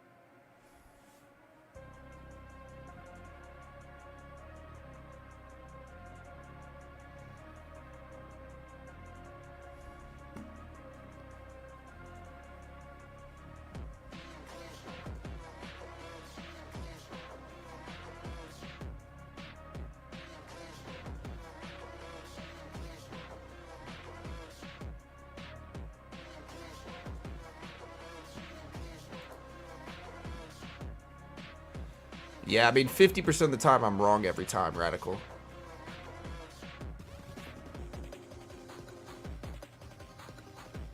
Yeah, it's a conversation I'm not about to have. Crypto is too divisive, polarized, and political. So all I'm saying is that I'm a big believer in cannabis legalization, not because I'm a cannabis user, because I'm not. Like, I'm not saying I'm not saying I've never done it, but like, again, I'm just not a big user of that stuff. Never have been. But I do believe in legalization. I think we should legalize it or tax it. I think a majority of people in the U.S. are for pro recreational legalization. The only real arguments you hear about it are, oh, it makes people lazy, or oh, why should we legalize another drug on the streets? But again, people are forgetting the real argument, which is like, it's not about legalizing another drug. Coffee's a drug. Freaking sugar, cigarettes, there's all these different drugs that are legal, and cannabis legalization is about having an even standard of that legalization, right? And not letting big pharmaceutical companies keep things illegal so that they can profit more and keep people addicted to worse substances. That's the real argument. The other argument you hear is that it's somehow a gateway drug. Again, what it really is anti-cannabis lobbying organizations, specifically law enforcement and the prison industry, donate to politicians to keep cannabis illegal. Because again, they want it illegal, right? So they donate to politicians. Politicians justify keeping illegal by the ridiculous gateway drug argument. And again, the reason it's a gateway drug is because you got to go to an illegal drug dealer to buy it. Eventually, that illegal drug dealer is going to offer them something else, right? That's how it goes. I promise that's how it goes, right? And so if you legalized it, taxed it, made people go to dispensaries, you wouldn't have that gateway drug aspect of it. But again, that's an argument that no politician wants to talk about because that contradicts everything they say. So yeah, again, people are going to consume it regardless of whether it's legal or not. And so I think we should legalize it and tax it, put it in dispensaries, and stop causing people harm from it. You know.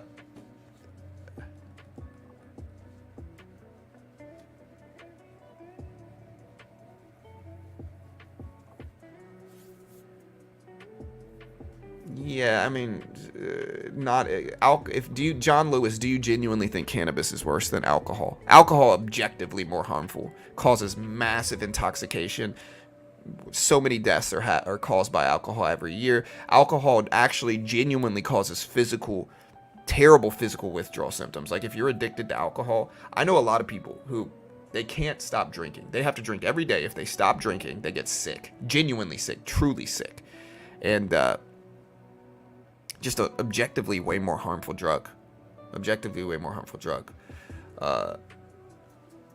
You know, and cannabis has no physical withdrawal symptoms. And so that's why they want to keep it, you know.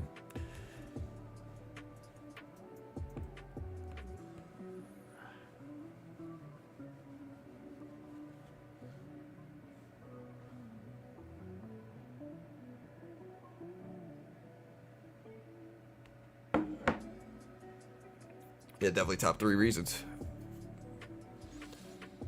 Well, I mean, you're an outlier, Owen. I'm telling you, that's how it goes.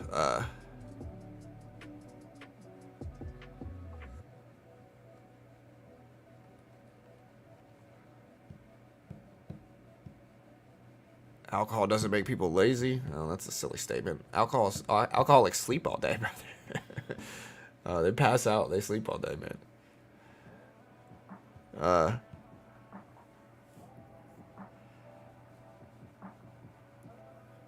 Yeah, well, no, I've talked about the creativity argument for cannabis before. I'll tell it again, too, if you guys want to hear it. But there's an argument for creativity. Like, a lot of musicians, writers, they like using cannabis. And the reason again, this is a theory, okay? But in theory, all right, so when you're not high on cannabis, your brain is constantly trying to figure out what's important enough. Like, it's analyzing your environment to figure out what's important enough to store in memory locations in your brain, right?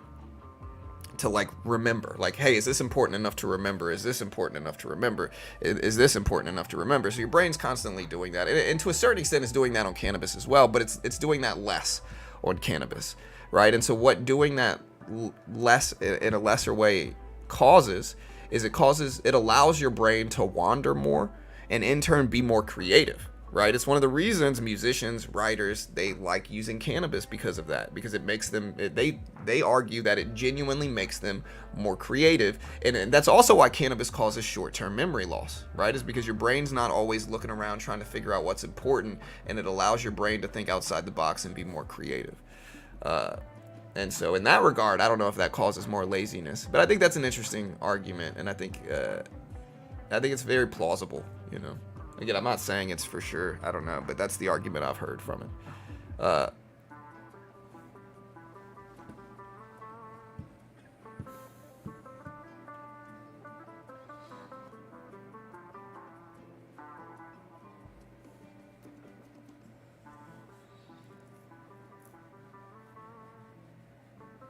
There's such a thing as a functioning alcoholic. I don't know, man. I think what people really mean by functional alcoholic is that people who have drank so much that when they drink normally, it doesn't really get them as intoxicated anymore because their body is so used to it, right? And those are the people that are the most addicted to it. Those are the people that are the most physically addicted to it, to where if they stop drinking, they get truly sick, like genuinely sick. I couldn't imagine a worse thing than having to wake up every day and drink just to feel normal. And if I didn't, I got sick. That sounds horrible.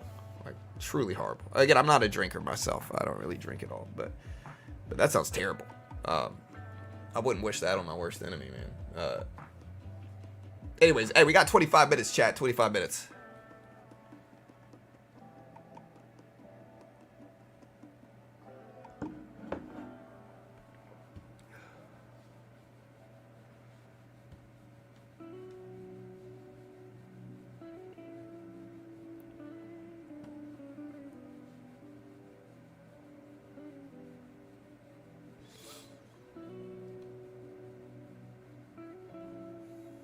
Did you know they spray cannabis with pesticides? Yeah, well, they do the same thing with tomatoes, strawberries, blueberries.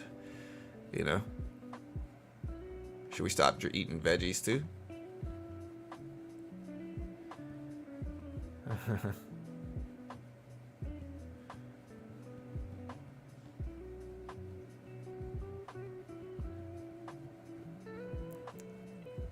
So, JB, do you truly think that there's not high-functioning cannabis users?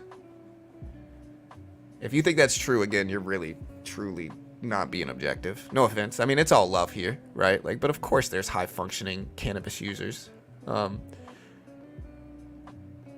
know some of them, you know, like high-functioning cannabis users. I know cannabis users that are so successful you would be shocked by it, right? And so, yeah, I mean, that's a, you know, that's a blanket statement, realistically, but... Again, I'm not going to talk about who it is, but there's a lot of people that you would be surprised.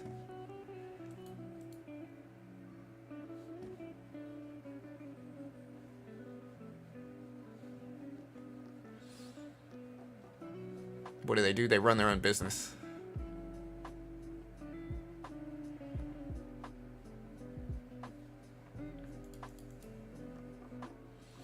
I know a guy that is a regular user of cannabis, and he owns his own car dealership.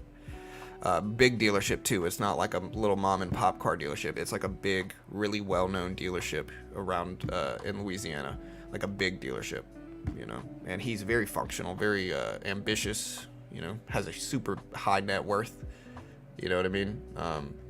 And again, like from my experience, yeah, again, try to be objective. Like alcohol causes much more toxicity, much more intoxication than cannabis. Like cannabis, you can use cannabis and then 45 minutes later go about your day, no change. Like you can, you know, use cannabis, 45 minutes later go about your day, and it could just be a normal day. With alcohol, you can't do that, right? And so in terms of functionality, I think it sways towards you can be more functional in cannabis personally, but, you know, I don't know. It's a good argument. It's a good talk. I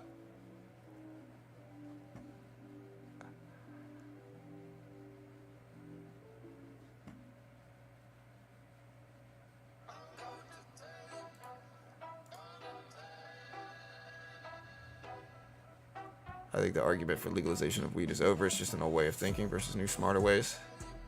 Yeah. I don't know when it'll be legalized, though. It'll be interesting to see. Hey, we got 20 minutes, chat. 20 minutes until Jobless claims. Yeah, I think it depends on... again, I don't know personally. I'm not a cannabis user, to be honest. So I don't really know. But I know people that talk about it. Yeah, I'm a coffee drinker. I drink coffee. All right, chat. Hey, we got about 700 people here. We still got 20 minutes left.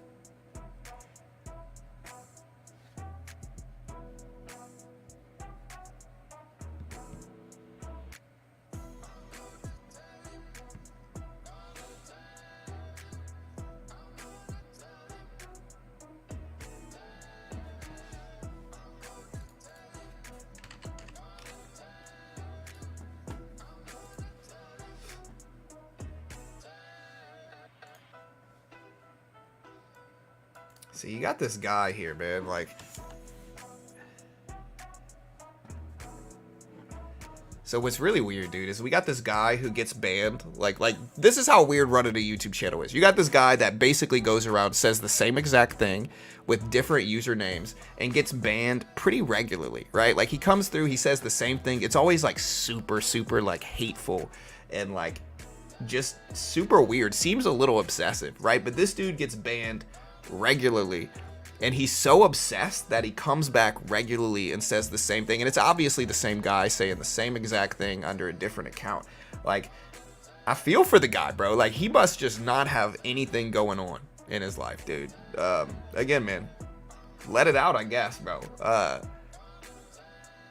It'll just give me something else to talk about on my stream. But man, dude, you know, you gotta wonder where, like, what people in life like that are doing, to where something has just stirred him so wrong that, like, that's what he's doing in life, is like going around creating different accounts, just trying to throw me off a little bit. And honestly, I wish him the best, man. I feel bad for him. I gotta pity him a little bit, to be honest, because, you know, I couldn't imagine being that obsessed with somebody else's success that you just get so weird and obsessive and hateful about it. It's just weird, man. It's off, you know. But yeah, man. Coming here acting that way is not gonna make you feel better about your life, brother. It'll probably do the opposite, you know.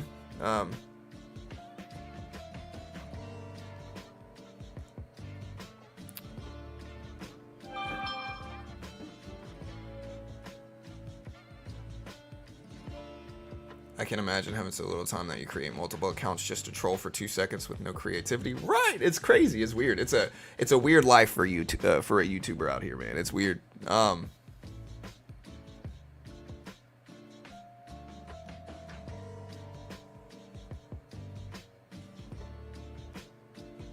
Oh, cannabis can certainly be abused.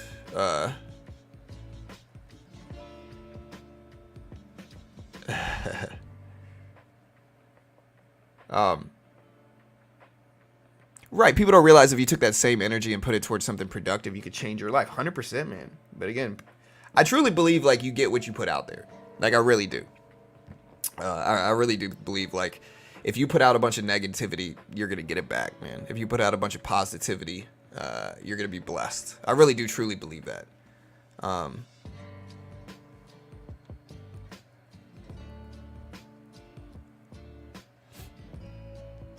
Anyways, is it time to buy gold? Like, I'm in gold right now. Gold is one of my most successful positions, and I ended up buying gold. Let me see when I bought it.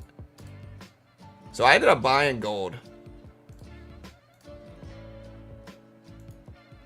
I ended up buying gold in May of last year. So May of 2023. So almost exactly a year ago did I buy gold.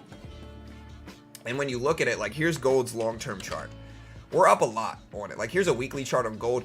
Gold over the past 10 years has gone crazy. Gold 10 years ago was at 1300s. It's almost up 100%. It's not quite up 100%, but it's close. It's up like 90% right now. And so again, since 2023 when I bought it, this is where I bought gold right here, around the same time last year. So right around here, at around 1960s, and now it's up to 2400s at its high. So just crazy gains here.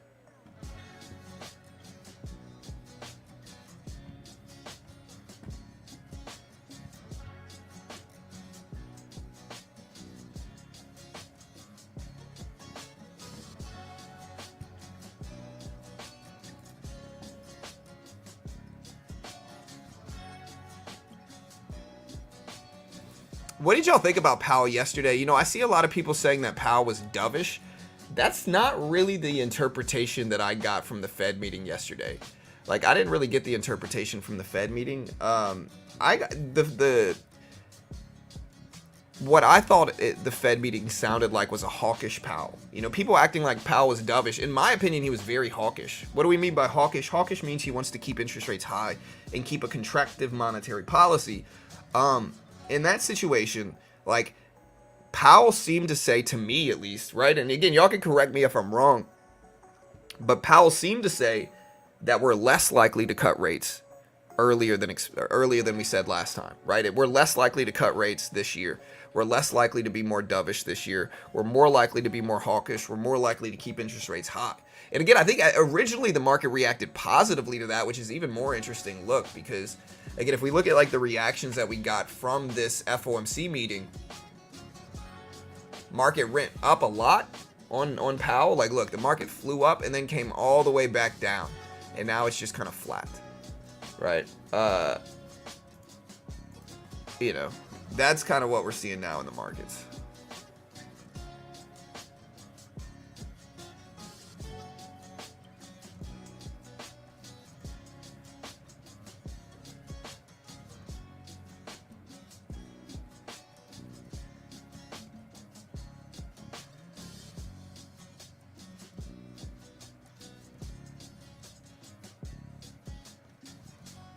Neutral. Yeah, but yeah, slowing the pace of QT is an optimistic thing for interest rates. Now, again, to understand like QT and QE, QT is quantitative tightening. What it means is the Fed stops buying bonds, expanding their balance sheet, and ultimately giving liquidity to the bond markets, and it makes banks keep interest rates high. Is what QT does. It keeps interest rates high, takes liquidity away from the bond markets and the markets in general and the economy. And so without the Fed buyer coming in and expanding their balance sheet and instead letting their current holdings mature and run off, it keeps interest rates high. So by slowing the pace of QT means slowing the pace of keeping interest rates high, which in turn means maybe interest rates are going to start coming back down. Now, again, the Fed is still pausing interest rates. They're not raising rates. They're not cutting rates. And I don't think we're going to cut rates anytime soon. And I think that's probably the good move. I think what inflation has showed us over the last few months is that it can be sticky. And the problem with inflation, and if we started to lower interest rates to consumers, inflation can snowball and get really, really bad really, really, really fast, right? And so we don't want to just lower rates just to appease really like real estate agents, mortgage brokers, people like that. Like they're gonna just have to deal with it. I think we need to keep interest rates high, because if we lower them too soon, inflation can get out of control very, very quickly. And again, inflation's not really in a bad spot. It's at like 3.5%, 2.8% for PCE data, which is not terrible. And yeah, I know they still want to hit 2% as their target, but the real issue is we don't want inflation to spike to 5, 6, 7%, because then we're going to be even more trouble. Prices have already gone up so much over the last 5 years, and very rarely do prices actually like literally go down. And so I think we need to keep interest rates high to discourage those spending and make sure we really get it under control first, because we've already had really high prices.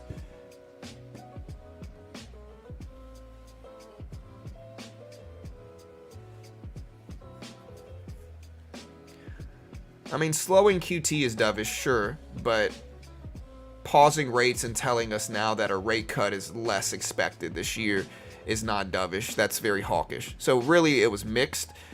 Slowing QT is a dovish thing, pushing potentially interest rates back down. But telling the public that we're not going to cut rates anytime soon, and we're probably not going to cut them this year, I think is a very hawkish thing, right? So anyway, I guess it's mixed.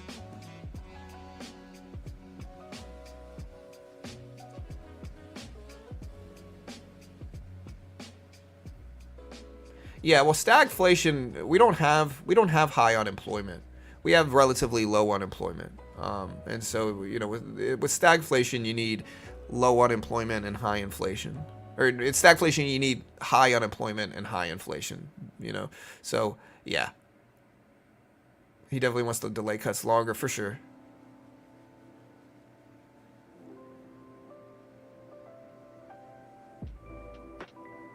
Yeah, the worst question was the person who said, hey guys, 4 months ago you said that we might do 3 rate cuts this year. Is that still the plan? I'm sitting there like, of course not. Of course that's not the plan anymore. 3 cuts this year. We don't even know if we're going to do a cut this year, let alone 3. If you looked at my face when she said that, I was like, ugh, like what a terrible question. Of course not. Everybody knows the answer to that already. Of course we're not going to cut rates 3 times this year. Not at least if we continue on this path that we're currently on.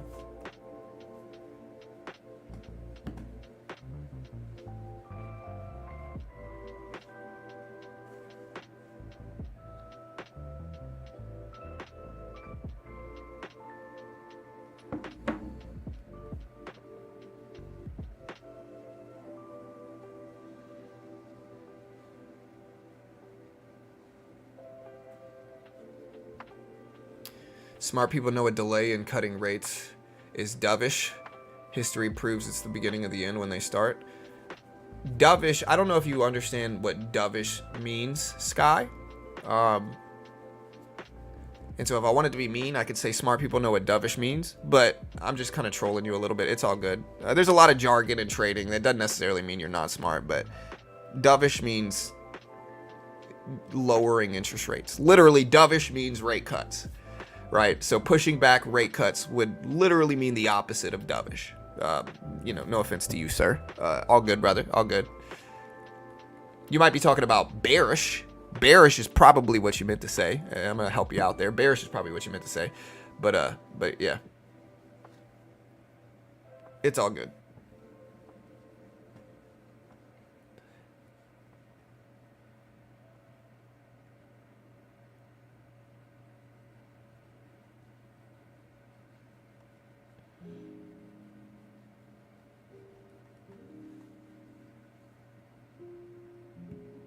Yeah, so to put this into perspective, right? Dovish means a less contracting monetary policy. Basically, dovish means bringing interest rates down, and stimulating the economy through spending is what dovish means. Hawkish means keeping interest rates high, discouraging spending through high interest rates, and combating inflation is what hawkish means, right? So dovish, low interest rates, increased spending. Hawkish, high interest rates, less spending. Dovish, hawkish. That's what they mean.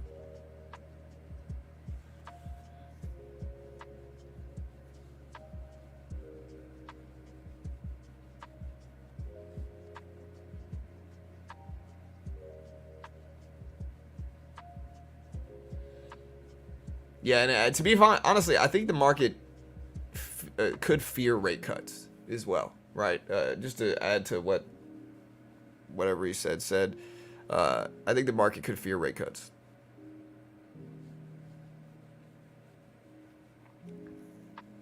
A 3 rate cuts at 0.25 better than 1 cut at 1. It depends on what the market wants. If the market wants dovish behavior, then the 1 cut at 1% is going to be better. Low CPI going to start coming in soon. Maybe. I mean, it depends on... CPI is not the most important inflation metric. It's the one retail watches the most. But the more important inflation metric is what's called PCE, the personal consumption expenditure.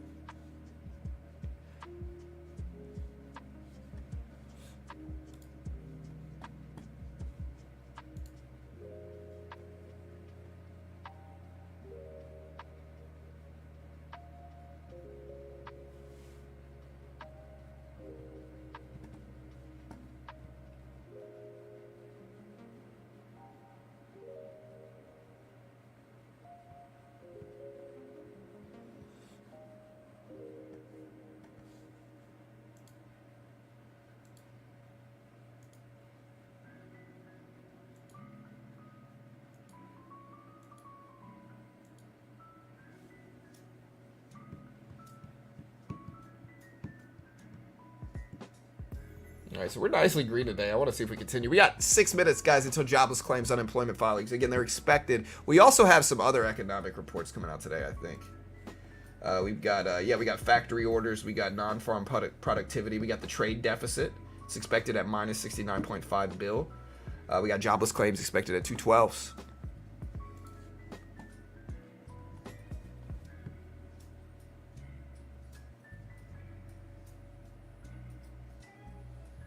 I love this. Combos like this are awesome. Love tuning into the channel. Thanks, David. Yeah, I mean, listen, I try to talk about a lot of different things.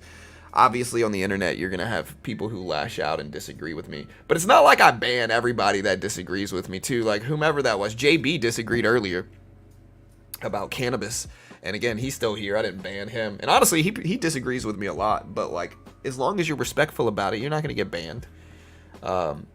You know, the only people I really ban here are people who, like, if you sit around and just wait to disagree with everything I say, eventually you're going to get banned because you're just you're not being objective. You're just trying to argue.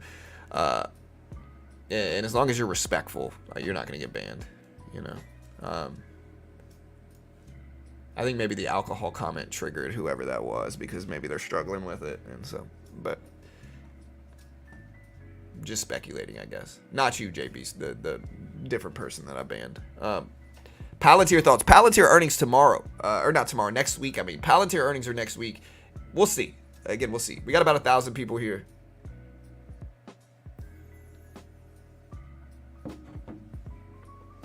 Cannabis is physically addictive. Subjectively true.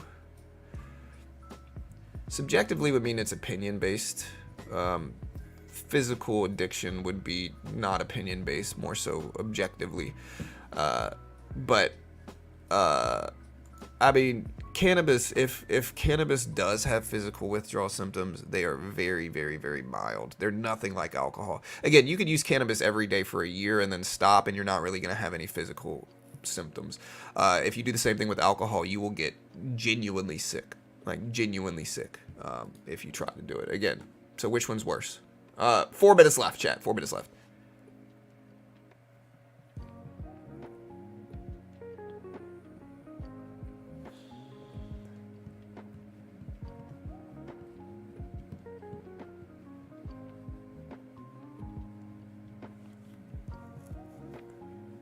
Hey, good luck, Yovan. I made 26K in 1 week. Opened my account with $100 on April 25th. Hey, good luck. Withdrawing 20,000 today. Good luck. I hope you make some money.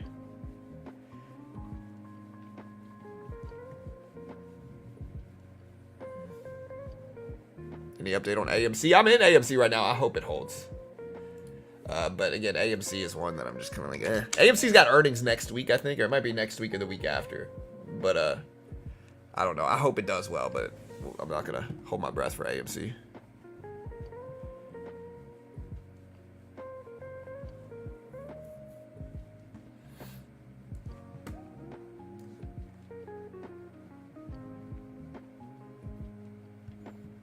Yeah, maybe that's VB. That's certainly possible. I don't know. Again, I'm not a big cannabis user, to be honest. So I just think that we should legalize it and tax it. And I think the rescheduling is an interesting catalyst that we've had. And cannabis stocks have been running like crazy. They're up to 202s. So for Tilray, that is.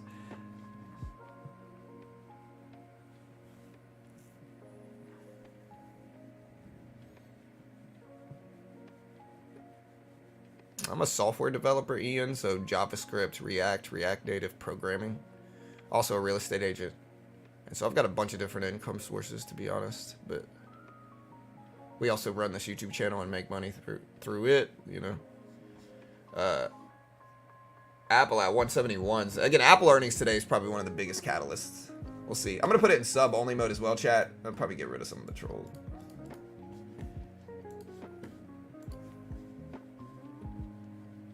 I don't know. I don't know about the dip now in CGC or Tilray. I really don't know. I think there's risks. All right, chat. We got about 2 minutes left before jobless claims unemployment filings drop. 2 minutes left.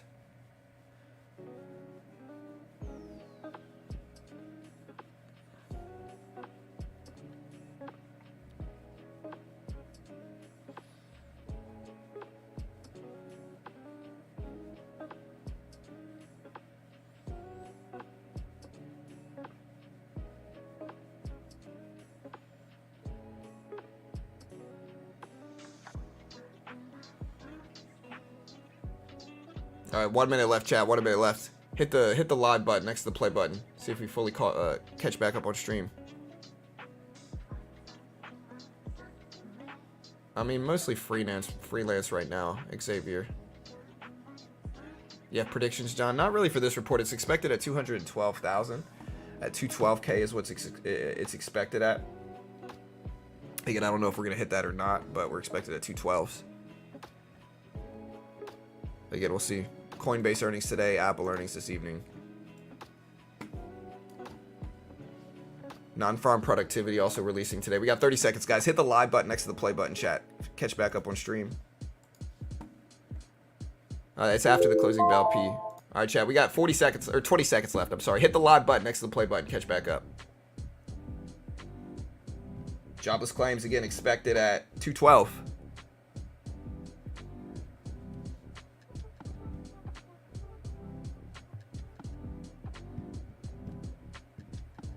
All right, here we go. And there's the jobless claims numbers. 208,000, less jobless claims than expected, less jobless claims than expected, lower jobless claims than expected, signaling more people working, more people spending, and ultimately economic growth is what jobless claims showed, chat. Again, it might mean worse inflation problems. And so I don't know if the market wants or doesn't want higher jobs and more economic growth. Again, it does mean more spending and ultimately could mean more inflation, but jobless claims did come in lower than expected, signaling more economic growth, more people working, more people spending here. I'll put the jobless claims numbers up in chat right here. Again, more people learning, more people more people working, more people spending. We also had the good trades balance come in at minus 91.5 billion. Minus 91.5 billion. Put this up on screen as well.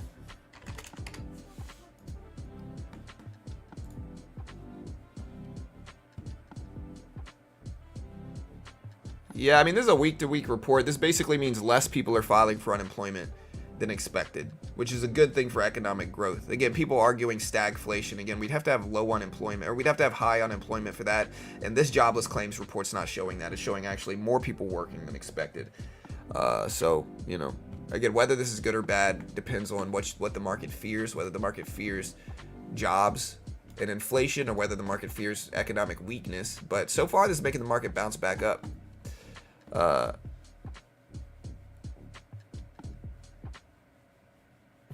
Higher jobless claims is good. Well, we came in lower than expected, and again, I'm not sure what the market wants. Again, this is the logic you have to look at these economic reports under. Okay, so the more economic growth, the more jobs, the more people working equals more people spending. The more people that spend is seen as a negative recently, because again, with inflation problems, if inflation is out of control, the more spending that we get in the country, the more businesses are going to raise prices and ultimately cause more inflation problems, right? And so in that regard, this jobless claims report, look at Apple, guys. Ultimately, this jobless claims report showed less people filing for unemployment, lower jobless claims, lower people claiming to be without jobs. And so more people working and more people spending. And look at the Q spike up here. Look at Apple spike. This looks like a catalyst for Apple, though. Let's see. So Apple spiking up to 172s here. Wow. Look at Apple spike. Market's spiking up right now. You love to see it. I'm in Apple right now. All right, so court documents showing Google paid Apple $20 billion in 2022. Anybody know why the market's spiking like this? Apple's ripping up. I don't think it's from jobless claims, but man.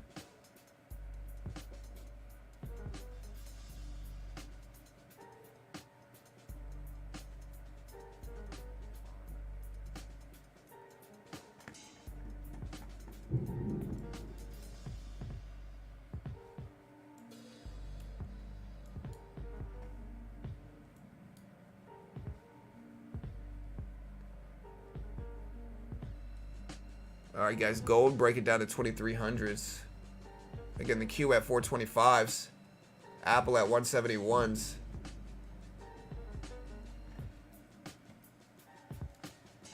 Yeah, Apple earnings are after the closing bell, so this isn't Apple earnings. I don't know why the market's spiking like this.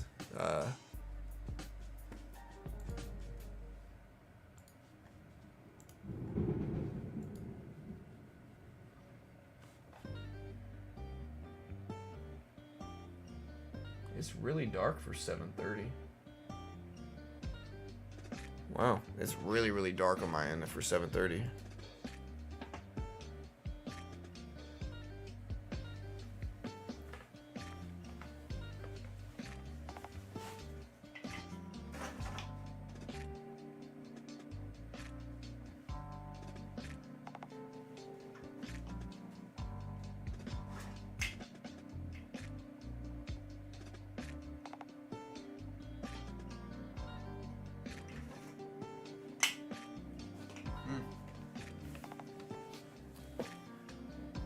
Yeah, for 7:30, it's really, really dark on my end. That's weird.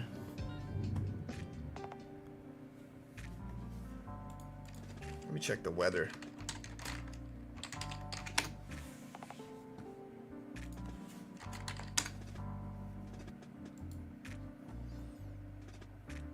All right, guys.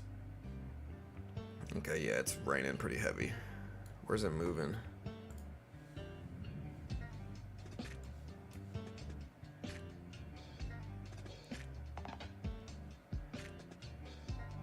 Okay. No. All right, guys. Again, if you haven't already, check out one of my sponsors. Again, with sponsors, with both of these sponsors, I'm super biased because they pay me money, right? They're sponsors of mine. They pay me money. I'm biased because they pay me money, right? And I'm always pretty honest and transparent about that. But if you want to learn to day trade, again, I'm here to tell you, most day traders lose, right? It doesn't matter who you follow, what your mentor is, who your mentor is, what course you take. You're probably going to lose day trading in the beginning. And so if you put up $4,000 in the beginning, again, you're probably going to lose that money, like realistically. And so instead of risking thousands of dollars trying to learn to day trade, a funded account program in futures makes way more sense, and I'm going to tell you why. In the futures market, there's no PDT rule. So if you try to day trade stocks, you're going to need 25K at a margin account to do so freely. In futures, you can day trade short, buy market, sell market. There's no PDT rule. And in the futures market, you can day trade essentially the SPY, essentially the Q, and there's no PDT rule. In what's called the E-mini NASDAQ and the E-mini S&P 500, same price action as the Q and the SPY, no PDT restrictions, right? These funded account programs are also allowed in futures, in which they give you a demo and they test your skill with a demo first. And so the base one on Apex, which is one of the most legit ones in the world, is only $30 a month if you use my link. It's like $30 for the first month at least if you use my link. They give you a 25K demo. If you can hit 1,500 in profit without losing 1,500 first and following their rules and conditions, they fund you 25K with a 90% split. And so if you get funded and you make 10K, you get to keep 9K of that. And so once you're funded, you're keeping 90% of your money afterwards anyway, as long as you follow their rules and stay within their conditions. And so it's very similar to putting the money up yourself. But if you lose, you're only out $30. It's not the end of the world, right?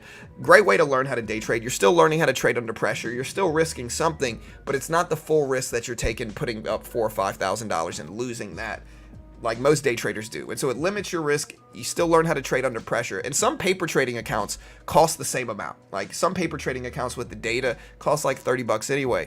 So you're getting a little bit more than that here. Great way to learn how to day trade. Again, they are a sponsor of mine. I'm biased, but if you want to check them out, here's the link. You can use my coupon code BT.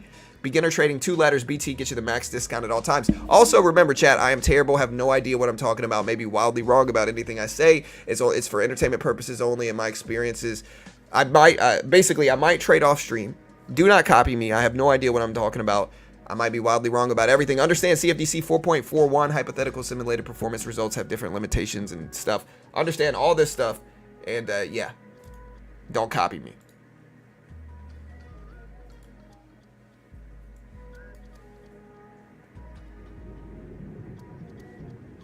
You mean cash account to day trade? Cash accounts are severely restricted.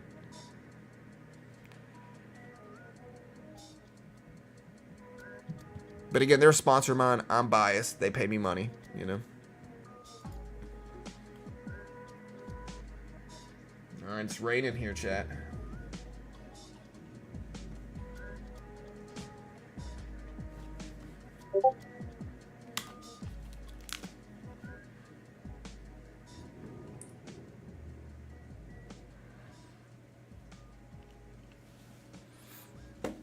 All right, chat. Hey, we still got over 1,000 people here. The Q finally pulled it back a little bit. You see, Apple had this big surge. I guess it's from jobless claims. I don't know. I don't know if it's from jobless claims or not.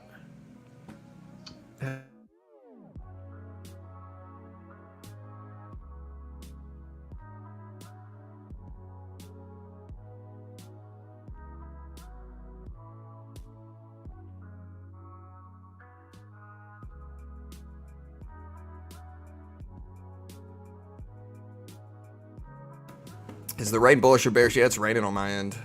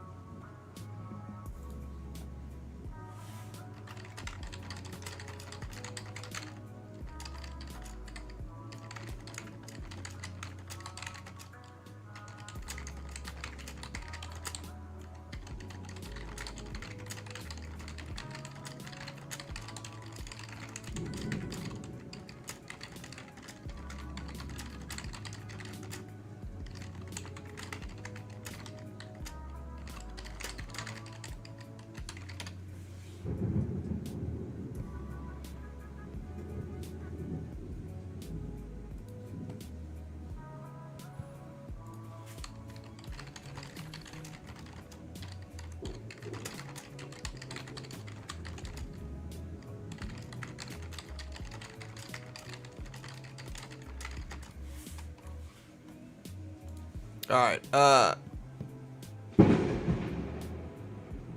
Yeah, y'all hear this rain on my end?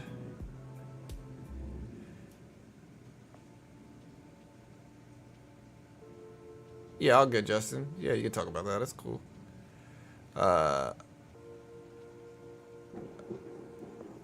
Yeah, y'all hear this rain?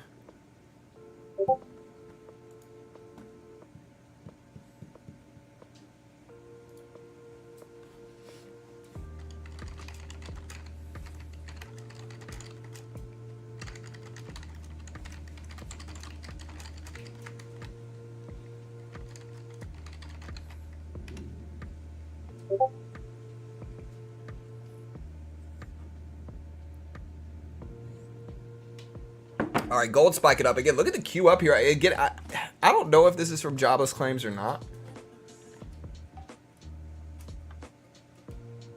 Apple CEO Cook is reportedly expected to hint at new AI features next week and then unveil them at the WWDC in June. Okay, so that's what's going on here. So this is the news on Apple causing Apple to spike, right? So this is the news on Apple. This is why Apple spiked. This is why a lot of them ripped up.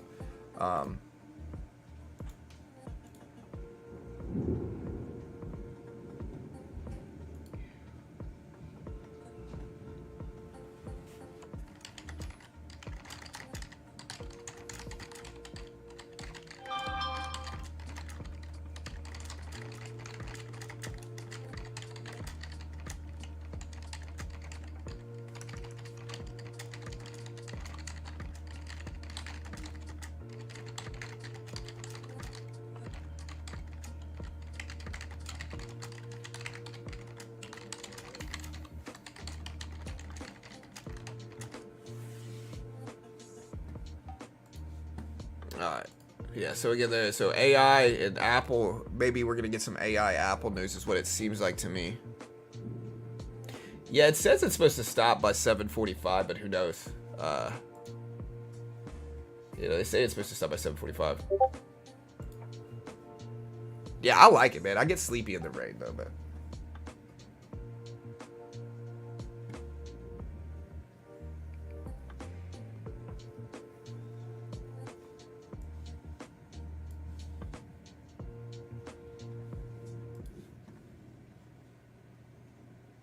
ARM. So I was in ARM for a long time. I recently cut it. It looks like it was the good move too. So I was in ARM. I bought ARM at like 60 something, sold it at like 100 and something. So yeah. Again, SPY's ripping up, Q's ripping up, Apple ripping up on AI news, which is good, I guess. Again, Apple earnings this evening are going to be big.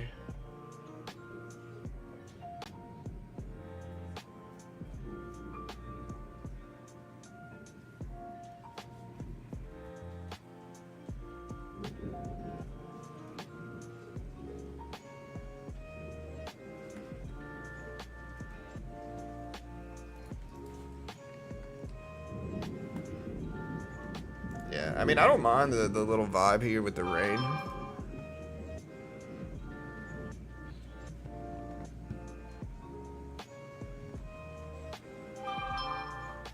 Yeah, we've had a pretty good couple days here. Like, if I look at the last week.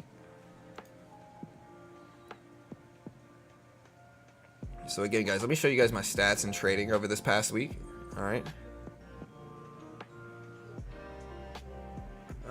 Here's my stats. I'm trying to take a picture of all of it. So this is my stats since April 28th on Trade-Evade. This is a 50K funded account. All right. So this is me this week alone. All right. This is a 50K funded account on Apex. Right. A 50K funded account on Apex right now. All right. So like, let's take a look. So right now in this 50K funded account, I'll even get this banner out the way so you guys can see it. All right. So this is a 50K funded account on Apex. Gross P&L, we're up about 1,600 bucks. About 1,600 bucks. Net P&L, we're up about 1,500 bucks. All right, so we're up about $1,449 on this funded account. We've gotten into 61 total trades. 61 total trades. Our accuracy rate, as you can see here, is about 66%. About 66%. You know, and really, if you include break-even trades, our accuracy rate is about 70%. We're only losing in about 29.51% of trades here on Apex. You can, man, listen to this rain. You can also see my profit graph growing here. So you can also see my profit graph growing a little bit. You can see cumulative without fees and with fees.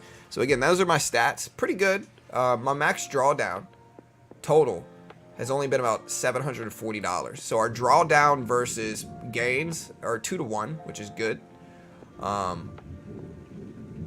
I am holding my losing trades for a little bit longer than my winning trades, so that's something that's a standard that I don't necessarily like. But my standard deviation winning trade is bigger than my standard deviation losing trade, which is good. My average winning trade is about 1-to-1. So remember, guys, I always talk about like my ratio. I want it to be about 1-to-1, and that's exactly what it is, 78 to 77. So about 1-to-1 ratio. My largest winning trade is $310. My largest losing trade is only $175. And yeah, you can just see we've been doing really, really well. So we did about $210 in fees. And so yeah, that's my stats. These are my stats, chat, over this TradeOvate account. We're gonna start day trading on this pretty soon. But yeah, again, if you want to check out Apex with me, again, and try to trade, again, this is a funded account on Apex. They're a sponsor. I'm biased. They pay me money. If they paid you money, you would be biased too. That's why it's crazy. People call me a scammer. It's like, bro, I am out here doing what nobody else does. I literally, anytime I plug anything, I literally say, hey, they pay me money. I'm biased because they pay me money. I tell people not to copy me. I'm not an investment professional. I literally say, hey, don't copy me. I have no idea what I'm talking about. In what way could I ever be scamming people? You know, like, what a ridiculous statement. Cheers to you guys. Top 3 scammers in the world right now, I guess. But again, if you want to check them out, here's the link. Use coupon code BT.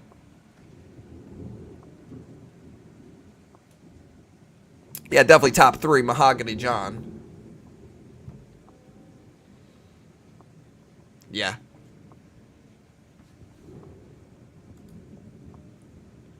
Yeah, typically the haters are just people who are just not doing that good in life, man. They're just struggling, you know? Like, I know one that I know was a hater, and he's like a really, like, last I heard, he's living in a 1-bedroom apartment, drinking heavily, you know? If he's watching the stream, he might be the guy lashing out. Maybe the alcohol conversation made him upset, you know? That's possible. And I feel for you guys. Listen, I'm here, you know? Let it out. It's all right. I like creating content out of all of it. If one of my weaknesses is engaging with the haters, I might as well create content out of it, right?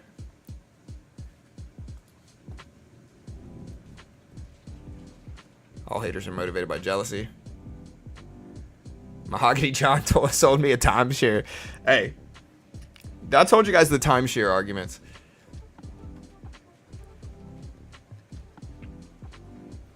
Honestly, he said my stories weren't real. Y'all really think I'm making up some of these stories, bro? Out of all the stories I tell, do y'all think, like, which ones do y'all think I really make up? I don't make up any of them. These are all true stories. You know, they say truth is stranger than fiction, right? If y'all think I'm that creative to where I'm just making up these bizarre stories, of course not. Oh, I'm definitely biased. I'm top 3 most biased. Timeshares. Honestly, I almost got by one of the timeshare salesmen. I was at Six Flags. It's actually the same time, so I won a plastic Tweety Bird guitar at Six Flags. Taught myself to play guitar on this little plastic Tweety Bird guitar. Carol actually technically won it. They did the thing where you had the hammer, where you like hit the hammer and it's like ding and you win like a prize or whatever. And so they kind of played me a little bit. I was with Carol. Carol and I must have been like, Carol must have been like 19. I must have been like 21, right? We go to Six Flags. They're like, hey, hit the thing with the hammer. I hit it. Just goes up like a foot in the air. You know, they must have pressed like a button or something, because Carol goes up there and just kind of baby taps it, and boom, ding, she wins a free plastic Tweety Bird guitar. And so anyways, I taught myself how to play guitar with this plastic Tweety Bird guitar, and I learned guitar on that thing for years. That was the first time I really learned how to play guitar. And to be honest, it kind of helped me, because by the time I actually played a real guitar, it was so easy to transition from a plastic, terrible Tweety Bird guitar to a real guitar that when I picked up a real guitar and actually started playing it, it was like going from a Ford Pinto to a Ferrari. It was so easy to play guitar afterwards. Top 3 guitar players in the world right now. But maybe that's a way people should learn things, like, you know. Anyways, we're at Six Flags, and they tell me to spin this little wheel. And they're like, hey, spin the wheel, you know. And naive John's over here like, hey, I want to win a vacation. They're like, you could win a vacation. I should have known, because like 50% of the options were win a free vacation, right? They're not out here giving away vacations like that. And so I spin the wheel and boom, what do you know? I win a free vacation to Florida. Guys, they give me like a coupon. And so personally, I was like naive and excited. I was like, oh my gosh, I just won a vacation. I called my dad and everything. I'm like, Dad, I want a vacation. The first thing my dad tells me is, John, it's a scam. They're trying to get you to buy a timeshare. They were like, my dad was like, your credit can't even afford a timeshare, bro. Like they don't realize that you're scamming them, you know. But yeah, freaking timeshare salesmen are out there. They're lurking in the shadows trying to catch you guys. So just be careful. Never buy a timeshare.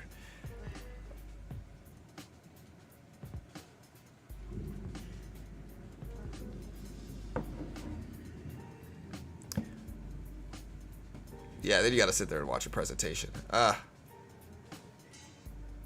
right, chat. We got 8 minutes until 9 a.m. We'll see if we get anything. I don't think we have anything dropping at 9. People are just mad they don't have these glorious, you know, self-deprecating stories like I do, you know. Yeah, we don't have anything else. We got factory orders, which is, let me see what those are really called. Factory orders at 10 a.m., but it's not really. That's a very small report. Let's see. Yeah, so we got factory orders. Yeah, not a big report. But we might move markets a little bit.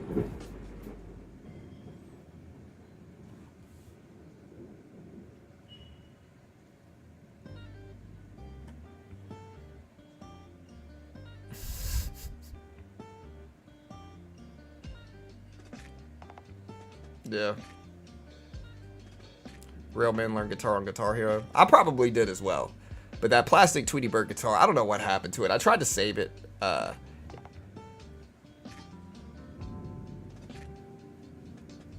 Yeah, fake story. It's another one, guys. Just listen, I'm out here making stuff up. Of course it's real. I couldn't make a story like this up. I'm making fun of myself too much to make the story up, you know? If I was going to make up a story, I'd at least make myself sound good, right?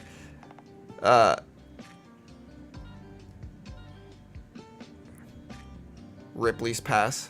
Was it Ripley's Believe It or Not? Do y'all remember that show? That was a good show.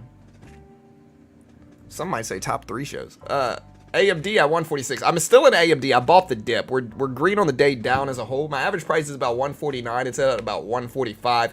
But it's down so much, I still think AMD will probably be a good trade. I might be wrong, though. Same kind of thing with Intel. I'm in Intel, and Intel's down even more, like a larger percentage. I still believe Intel's going to bounce, though. But who knows? I'm in Intel. I'm in AMD. We'll see if they treat me right. We bought Meta on the same concept of the dip. And Meta's doing really, really nice. Yeah, we're up a lot in Meta. So we'll see if we get a similar bounce back in Intel or AMD.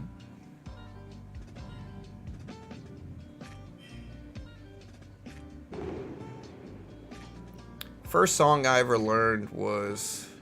I mean, I learned the song Smoke on the Water like everybody else. But then I learned Wonderwall. And then I learned... The hardest first song I learned was Tears in Heaven. I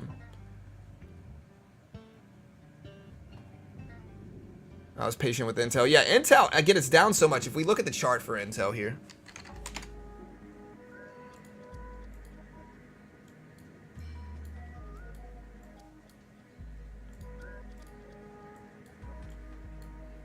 Intel at 5120s, all the way down to 30s. So yeah, Intel, it's dropped a lot. It's an AI-related tech stock, and it's still used a lot. Like, people still use Intel a heavy amount. I have to look at what the PE ratio is. Let me see. Let me calculate this myself.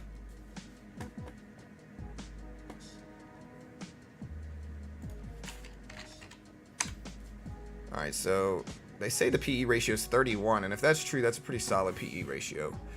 I mean, it's not conventionally great. Like 15 is good, but right now in this market, I think 30 is pretty solid for a PE ratio for Intel.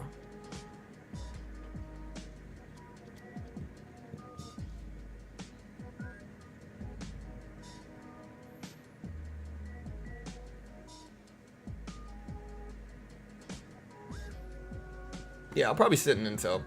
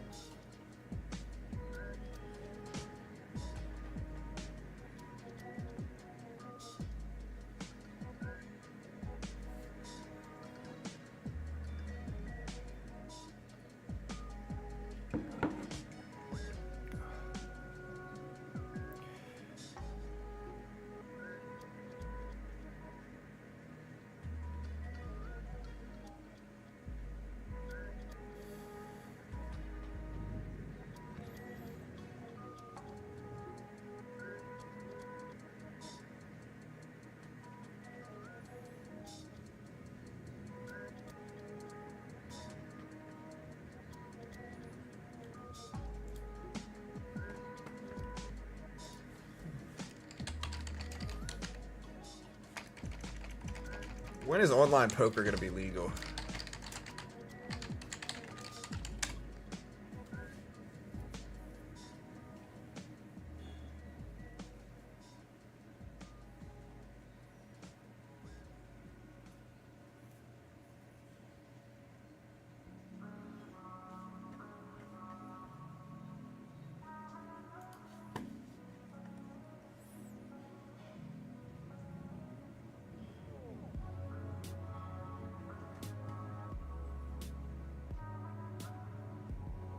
After cannabis? Yeah, I don't know, man. I just like, listen, I like Texas, right? You get people that are so emotional about it that sometimes when I say this, people get mad at me. But I think the irony of like Texas freedom, yeah, but we don't have ballot initiatives here. So like cannabis, you know, online poker, like it's one of the lesser free states in the world. You know, not in the world. That's an embellishment. Lesser of the free states in the country, but taxes are low, so that's good, right? But the whole freedom Texas thing is silly. You know, we don't have, again, there's not even ballot initiatives here. If you don't know what that means that the public in Texas can't vote on what they want to create ballots for. Like the public can't say, hey, we want this thing to be allowed or we want this to happen. Let's create a ballot on it. If the ballot passes, boom, it's legal, right?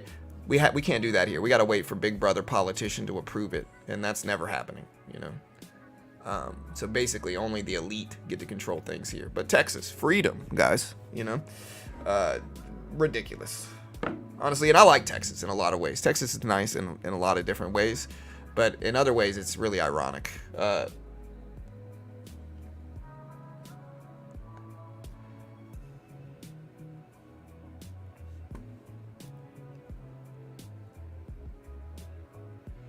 Property taxes are high. There's no state income tax in Texas, which is great, but they make it back on property taxes. Some property tax here is like 2.2%, which is crazy, crazy high. You know, to put that into perspective, right? So like, while there's no state income tax, if you have a house that's $500K, you're gonna have to pay 11 grand a year just in property taxes, just to keep that house here in Texas. If taxes is at 2.2%. Crazy high, just like ridiculously high, higher than this in some places. Some places are 2.4%. All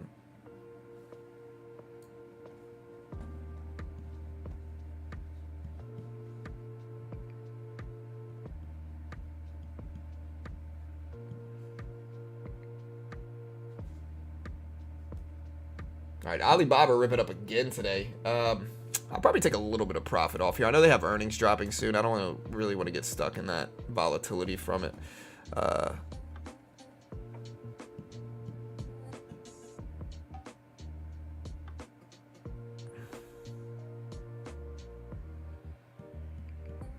Yeah, that's probably true, bro. We don't post signals. Again, we're not investment professionals here. You know, remember, I'm terrible. Have no idea what I'm talking about. I do trade off stream. You're not going to see all my trades. Do not copy me. Understand CFTC 4.41. We're going to get ready to start trading now, though. It's about 9 a.m. We have a gap on U.S. indexes. Do you think we go down and close that gap? I don't know. It depends on what Apple earnings. I think we might have choppy behavior today leading into Apple earnings because Apple's the last big earnings report of the week. And so I think we might have choppy behavior from earnings season. The end of earnings season today with Apple. Not the end of earnings season. We still have Nvidia earnings in a couple weeks. But yeah.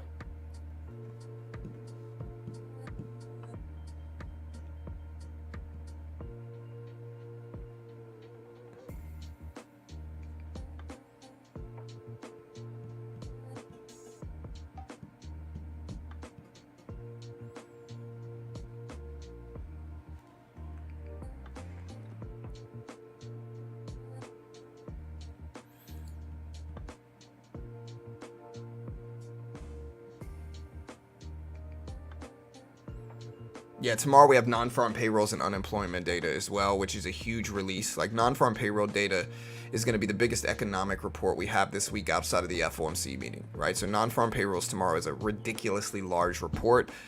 Payroll prelim numbers came in earlier this week. I believe they came in I want to say they came in under expected, right? Let me see. So yeah, prelim payroll numbers came out yesterday. They came in higher than expected at 192 versus 183 expected. So much higher than expected prelim payroll data. It doesn't necessarily mean tomorrow's payroll data is going to come in higher than expected. And the real question is that even if it does, what does the market fear right now? If the market fears inflation, higher payrolls is going to be interpreted as a negative thing.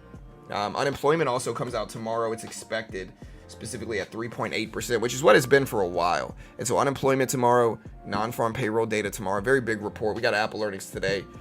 So yeah, we'll see.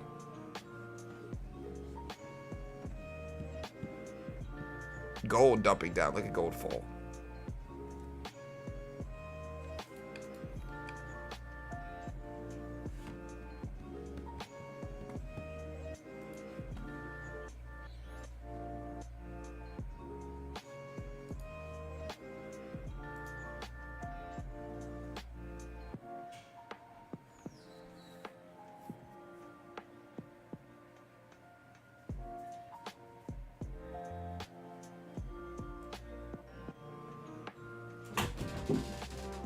Yeah.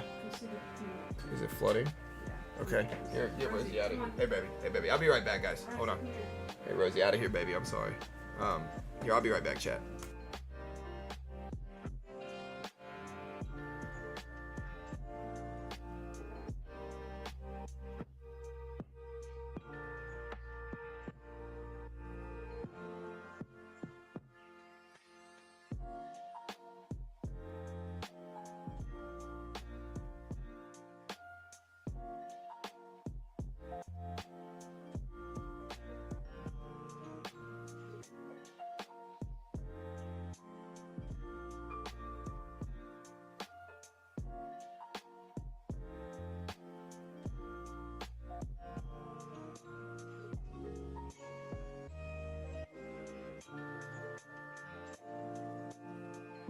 Man, my streets are flooded. No, my house isn't flooding. My house is pretty high up. We're not flooding here. My streets are flooded, though. So, yeah, the good news is that my house ain't about to flood. But streets are flooded. We don't have basements here in Texas. It's in the basement of the Alamo. The Alamo. We watched that movie not too long ago. It had been a long time since I've seen that movie. I'm not going to tell you guys which movie that is, but some of y'all know. Apple up there at 172s. SPY at 504s.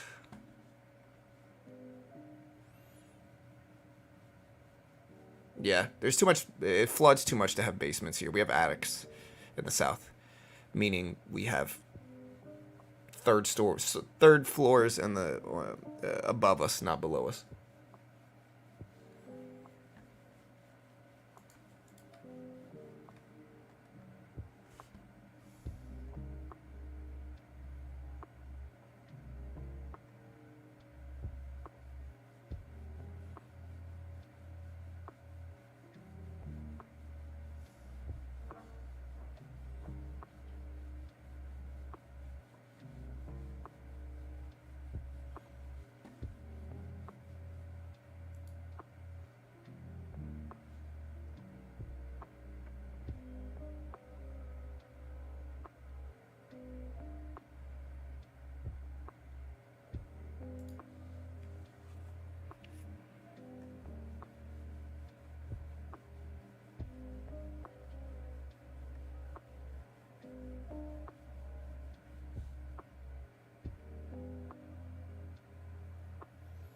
All right, so again, the SPY dipped all the way back down here, Chad, all the way back down.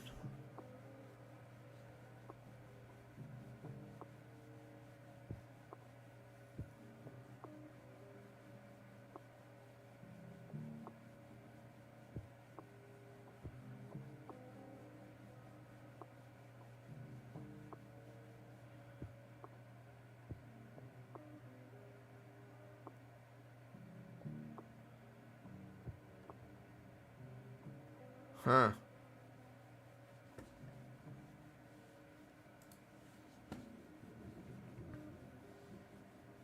Pawn nose. Large barge, yeah.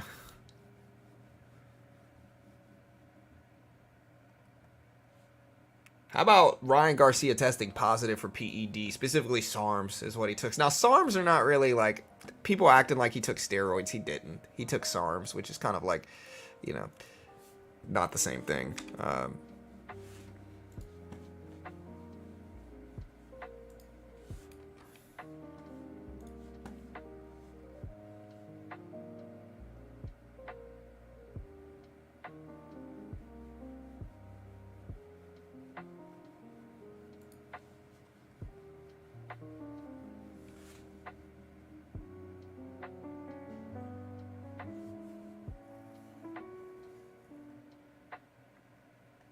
How's oil doing?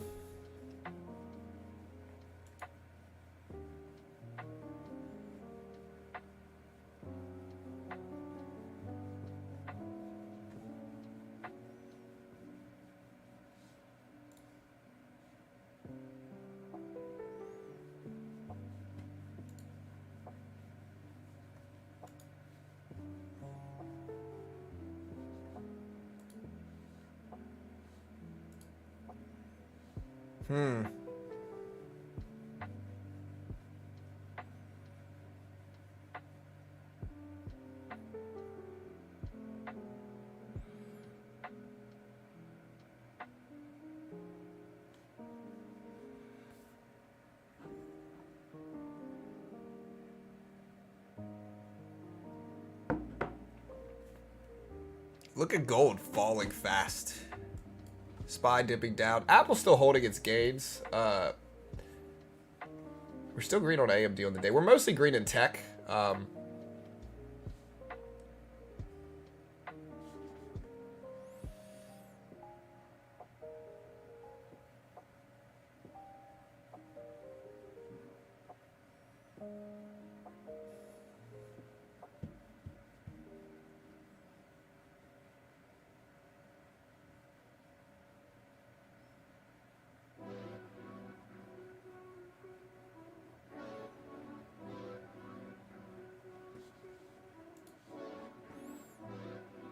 I got stopped out of most of my oil positions.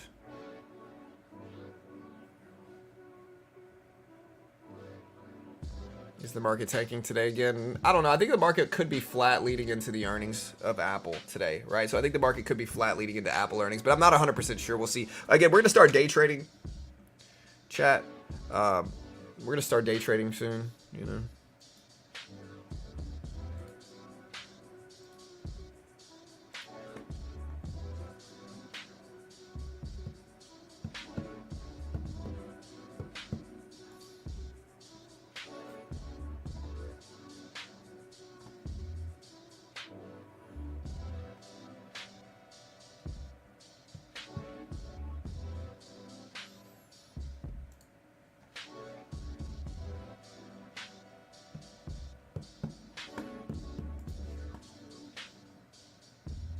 All right, so let's get ready to trade here. Again, we made a couple. I'm gonna start trading choppy behavior. That's what I've been doing the last few days. That's what made me this $1,000 plus in this account. We are up. Yeah, we're up $1,500 in this account. That's what made me this $1,000 is trading choppy behavior. So.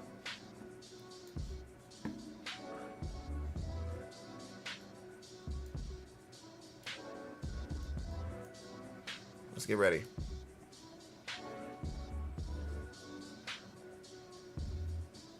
Again, Apple earnings today, chat. Apple earnings today.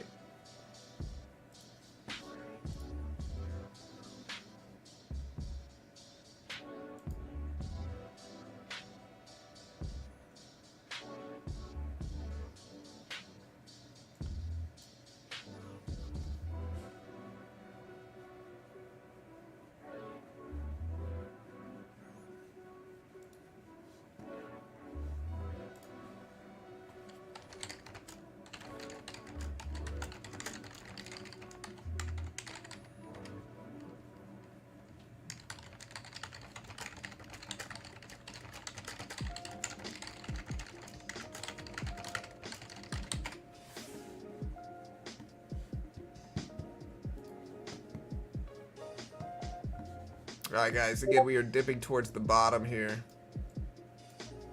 of this range. We've been in this range all morning. I might buy this dip.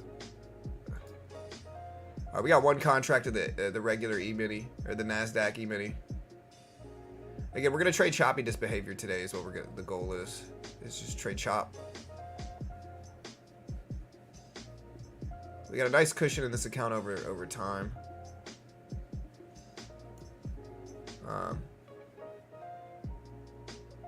Here we go. Flat. Let's rise.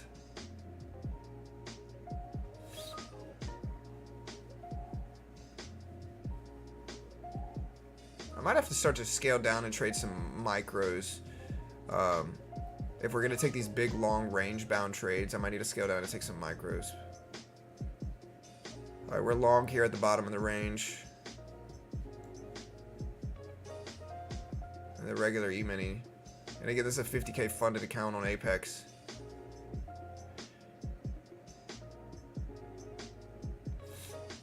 All right, completely flat. There we go, green, up 35.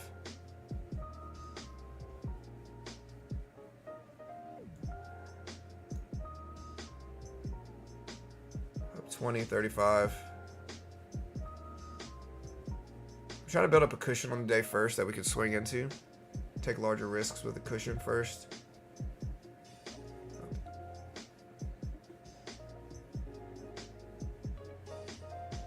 New candle opens up in 10 seconds. There we go. 55. All right, so we're out. We just made about $100, a little bit under that, about $80, but still pretty nice gains here. And looks like we got out right at the right time here too. We'll see if we can recreate this. Again, mostly just, again, the idea today is to trade chop. So again, if you look at what we've done today leading into the opening bell, up, down, up, down, up, down, up. I'm going to switch down to micros, though, because I do think trading micros might be the move right now. Because of...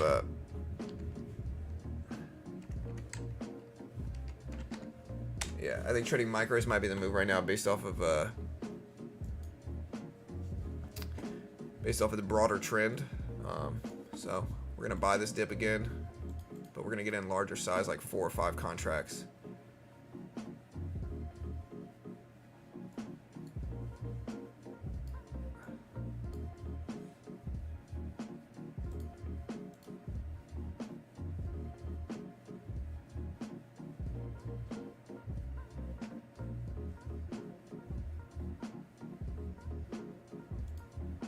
We took a little piece off here, locked it in.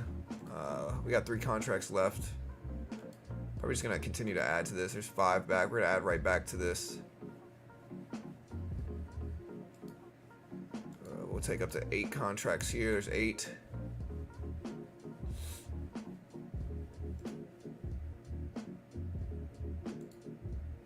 Took a little piece off. Took another little piece off. We're out of half of this position here. Yeah. 4 contracts left. We got a little cushion on these micros that we could play with. And a cushion on the day. Alright, we took another half off there, locked it up. 2 contracts left. We could be a lot more loose on this.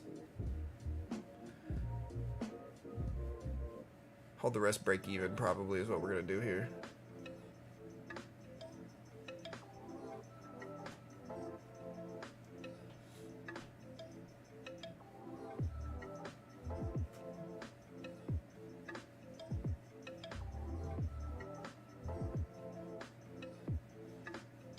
Right around break even, so we're very close to cutting the rest of these.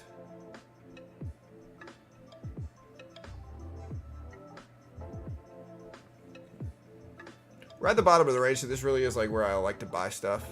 But okay, we're gonna start cutting. All right, yeah, we're gonna get out. So we're up $50. We're still up about $100 on the day here. So we're up about $95. Jobless claims are right here. My bad. I forgot to put them back up. Here's jobless claims numbers right there. They came in lower than expected, signaling more people working, more people spending.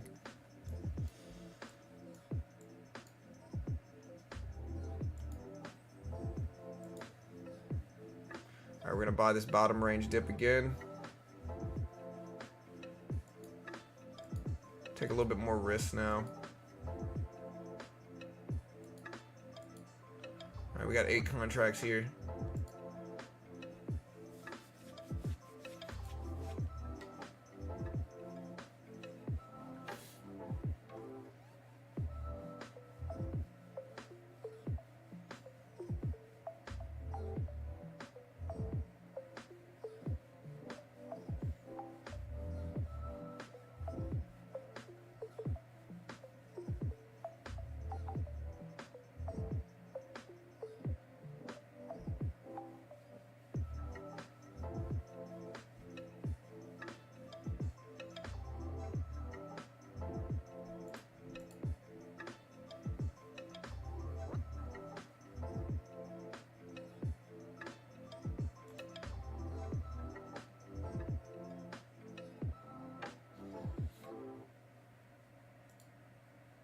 Took half off, locked it in.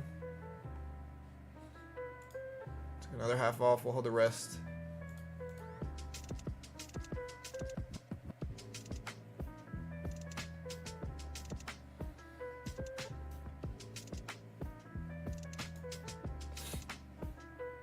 Now we're gonna go to cut that. So yeah, we're up $120 or 120 plus on the day.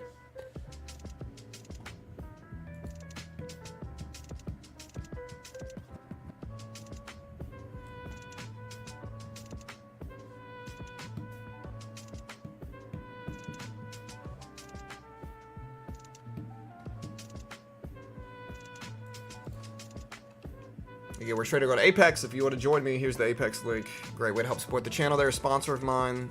We are funded on a 50K account. You can use coupon code BT. It'll get you the max discount at all times. There's the link. Check it out.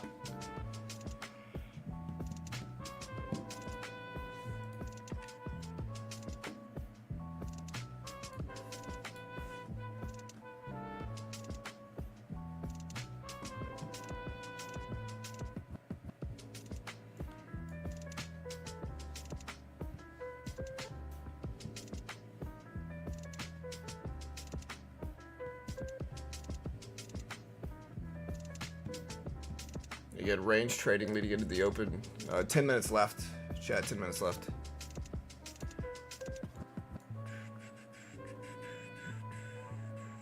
I wonder how much I am gross up in this position. Alright, we're up $100 net, I mean.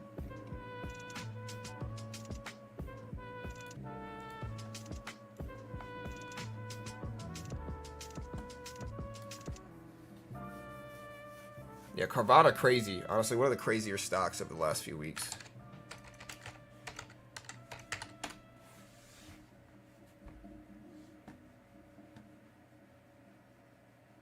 I'm gonna try the futures trading on Apex. Any tips? I'm gonna specify they're a sponsor. I'm biased. Don't copy me. I'm not an investment professional. I'm not liable if you lose.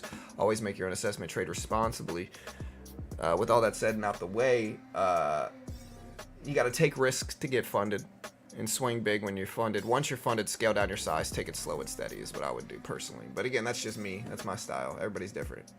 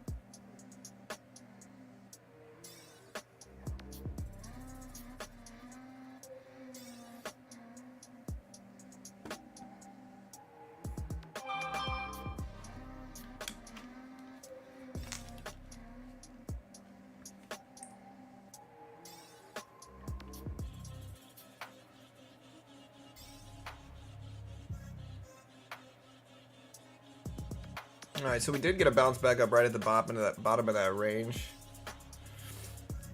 Yeah, I mean, Yair, listen, brother. You know, and again, I'm saying this, it's all good. Like, we can agree to disagree sometimes. But almost every time you put out a sentiment, it's always bearish, brother. I think you need to diversify and try to be more balanced, personally. If I could give you any, like, if I were you, that's what I would try to do, is be more balanced. Again, I get it, you're bearish. I get it, you think markets are going to go down or whatever it is.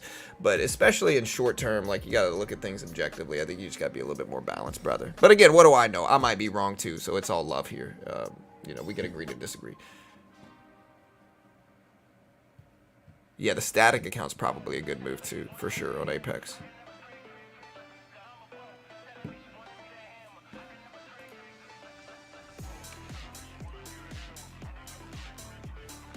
Yeah, and the reason I'm saying that with the Yair is just because every time he says anything, it's bearish. You know, I think you got to just be a little bit more balanced. I think markets are not always going to go down. You know, and if you look at them in that mindset, you're prone to miss things.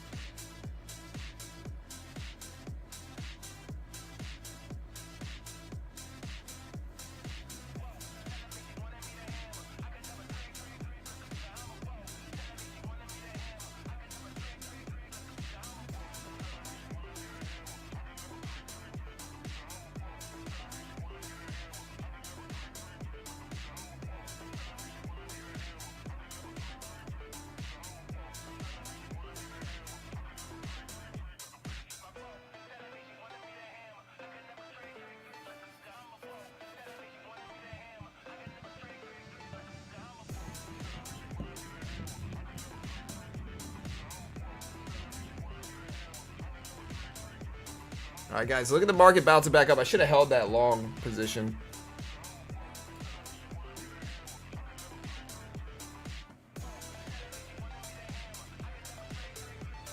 I'm still trading Trade Evade just because I've built up about $1,500–1,600 in profit within a few days here on this account. So I'm gonna still play with this one, and if again, we're trading this one a little bit more risk, a little bit less risk averse, right? So we're trading it more with larger size and faster. And so if we end up losing this account, we'll crawl back to Quant Tower, you know. All right, Chad, 5 minutes until the market opens.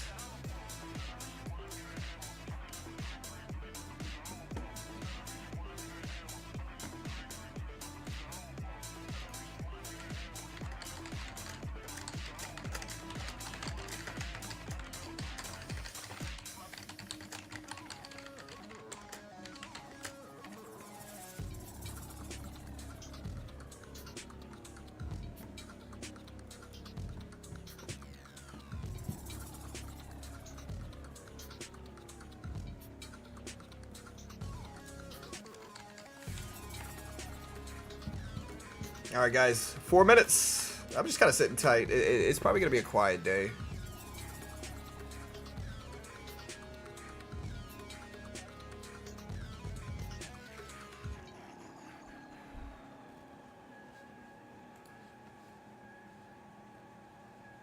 Amazon on the pullback. Yeah, Amazon killed it with earnings, did really well. Now they're dipping down a little bit here, too. 4 minutes, chat. AMD ripped it back up to 146s almost, hey.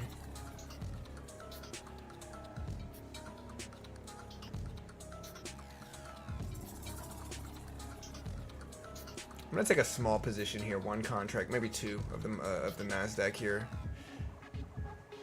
We still got 3 minutes here, so I can play with this and see.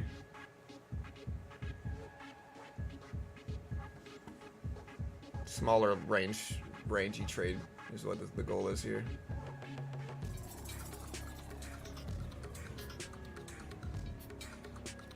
Yeah, Apple earnings are gonna be the biggest thing today for sure.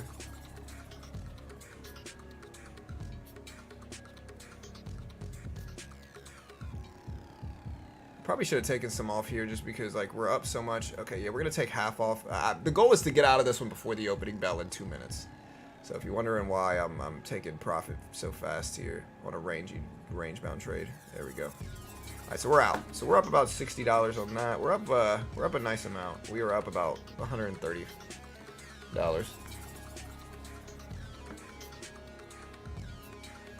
I am trading on Trade-A-Bait with Apex right now.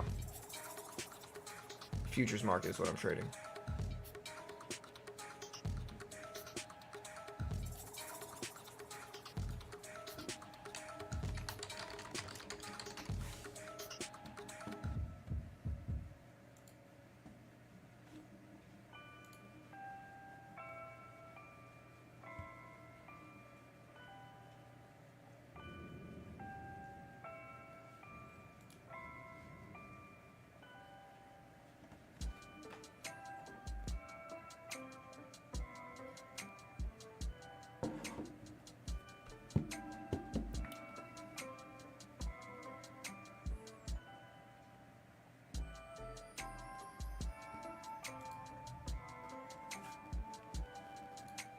All right, chat, we got 1 minute left.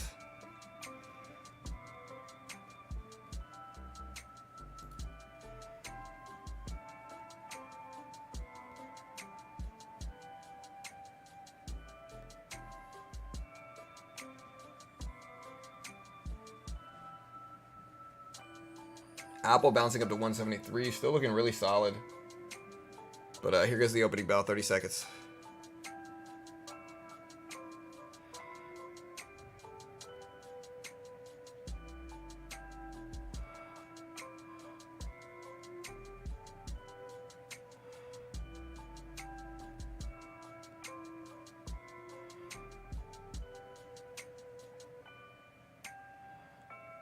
Again, 10 seconds, chat.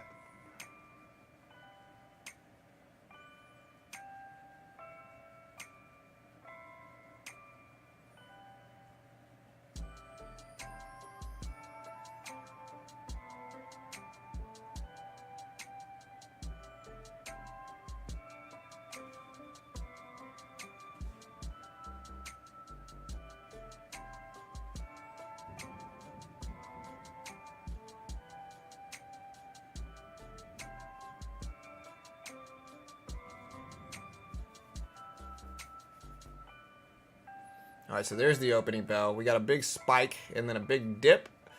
Not really outside the realm of normalcy for the open.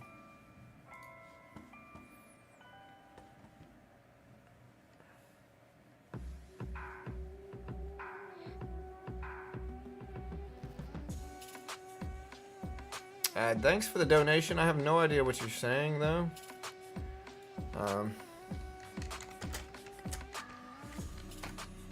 Thanks for the $1.70 though, bro.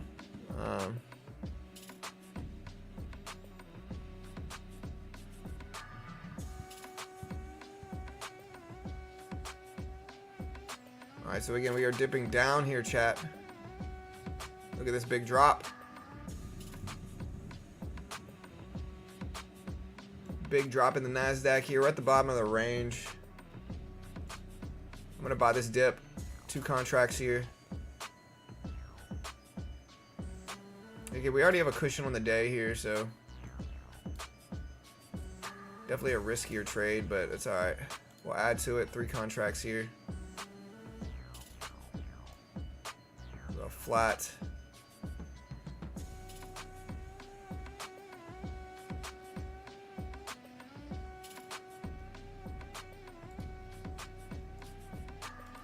I'll add a little bit more, but it's a risky thing for sure.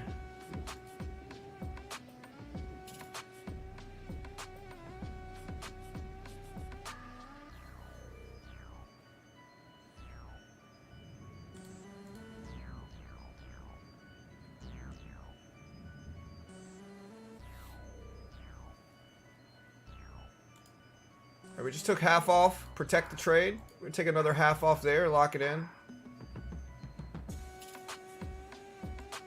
Alright, we're out. So we are now up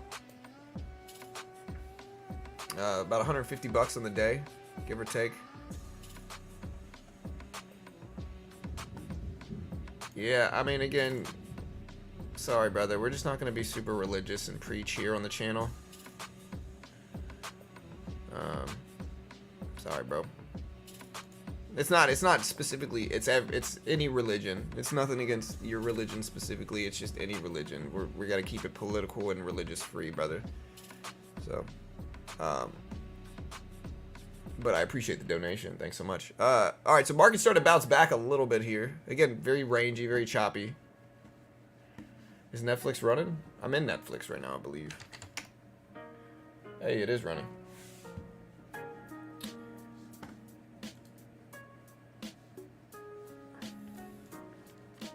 You know, I'm going to take a little bit off of meta here. I've already profited a good bit from this.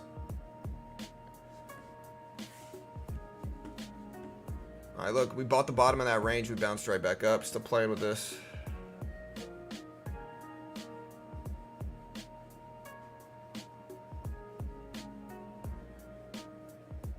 AMD ripping back up here. Hey, you love to see it.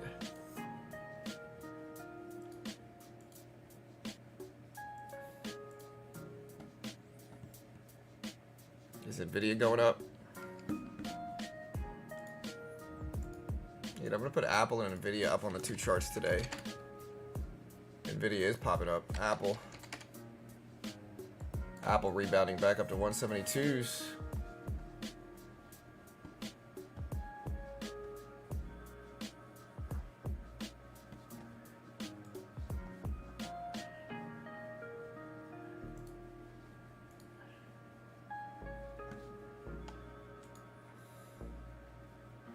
Yeah, again, like it's nothing against anybody or anything. I just gotta keep it politics and religion free here. Again, there's too many, like, it's too divisive if not, you know. It's always a good rule of thumb, no politics, no religion.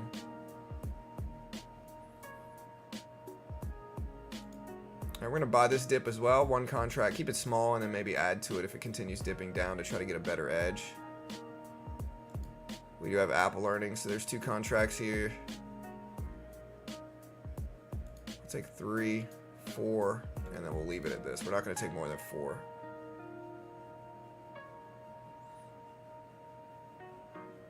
Four contracts. We're flats. We're green.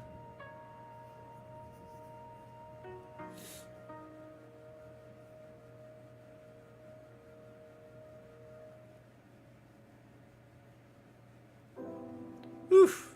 Big drop here. We're gonna have to cut this now, unfortunately. Still green on the day though, but yeah, less green now.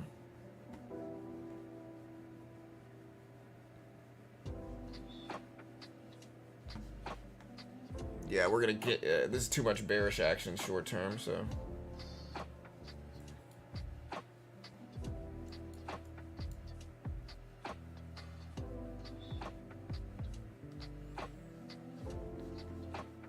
See Nvidia. Nvidia's right at this volume weighted average price. If we drop enough though, all right, I'm gonna start buying this now. We're right around a major support level, so we're gonna take 6 contracts here. And then maybe add to it too. We'll take some risks in this account. There we go. 9 contracts here.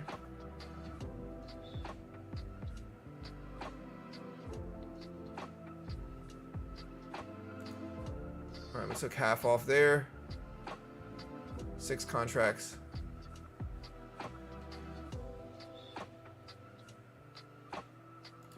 Alright, we took another few contracts off here. Take another little bit. We only have 1 contract left. I wish I had more than this, but that's alright. I'm gonna add to this winning trade. There we go. Take half off there, protect the trade, and go ahead and cut the rest up there. So again, we made most of our money back. We're still up about $100 on the day. We bought into this major support level here, and it worked. Nvidia just ripped up and broke highs as well here, so we are seeing some bullish action. AMD breaking highs of the day also. CGC jumped up.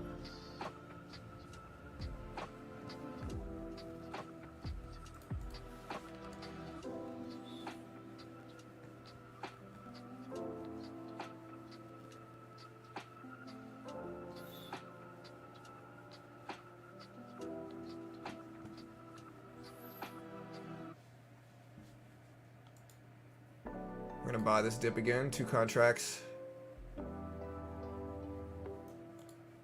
Half off. Take the rest off there, scalping that. So yeah, we're back up to where we were, basically. We're up about $120 on the day.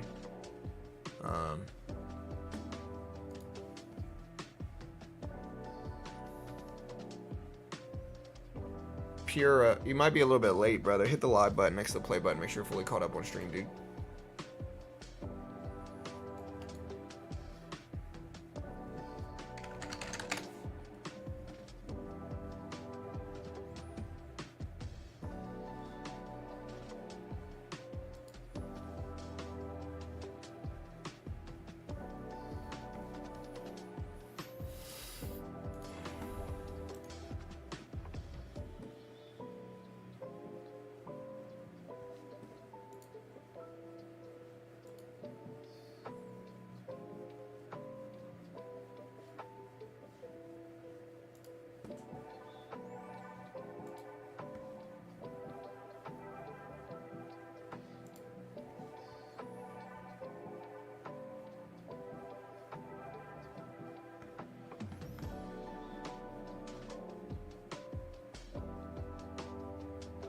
Coming all the way back down.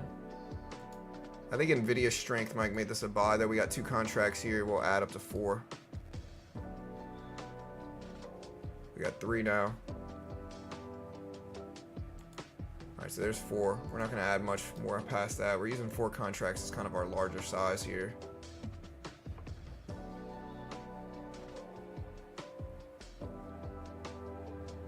You know, we built up a cushion, so we're kind of swinging into that cushion.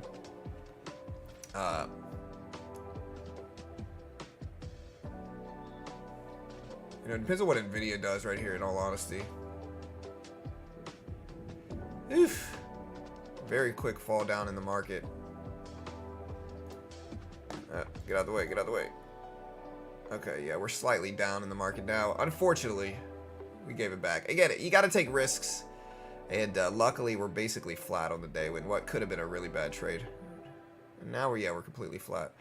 I like this down wick though, so I'm gonna add to this, see if we can retrace quickly, get back up there.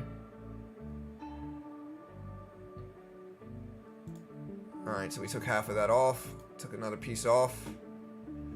Alright, so we're back to green on the day. I'm gonna add to this position. Took another piece off. And we'll go ahead and cut that. So hey, I mean, we're still up. We ended up making it back, but there's some risks. A lot of this is based off of what Nvidia's doing. We're still green on the day, but less green now, but still green nonetheless. Meta actually reversing all the way back up. Again, a lot of this has to do with Nvidia's volatility.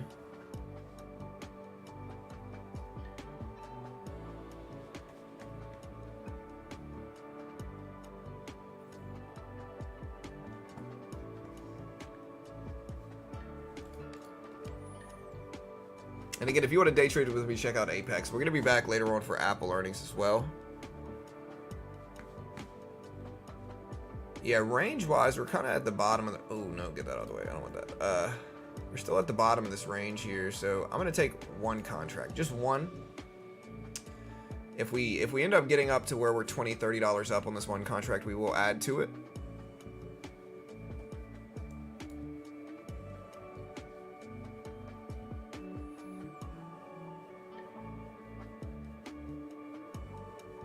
Alright, so we're about halfway there.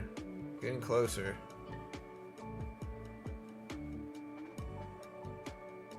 Alright. We're going to add to this position here.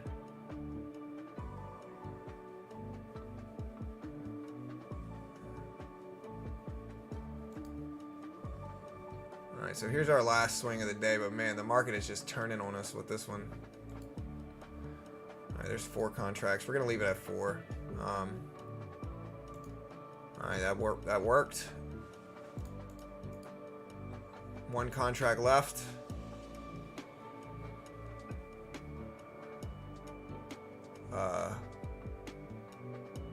What a freaking weird volatile day, chat.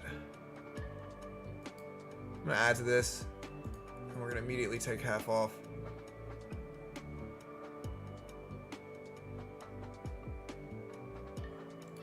I'm out. So we're up about $100 on the day. What a volatile freaking day, man.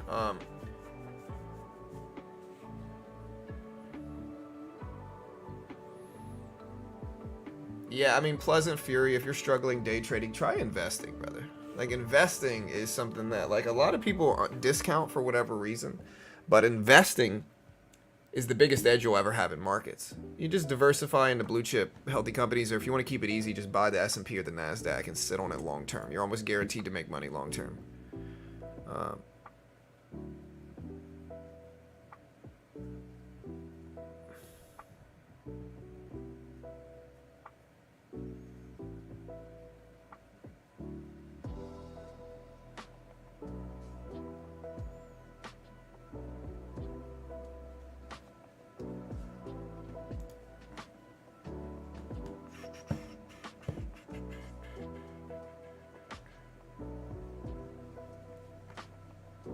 It's still raining on my end, man.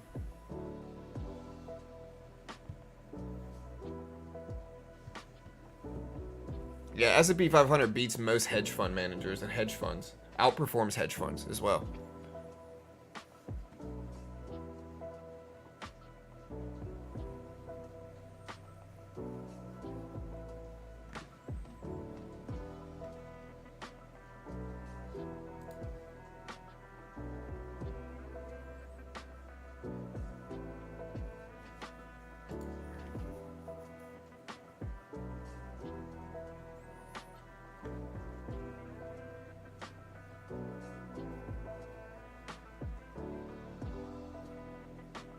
I'm just kind of sitting here trying to kill time while I wait. Again, I don't know what to do here. I'm just kind of trying to be patient, but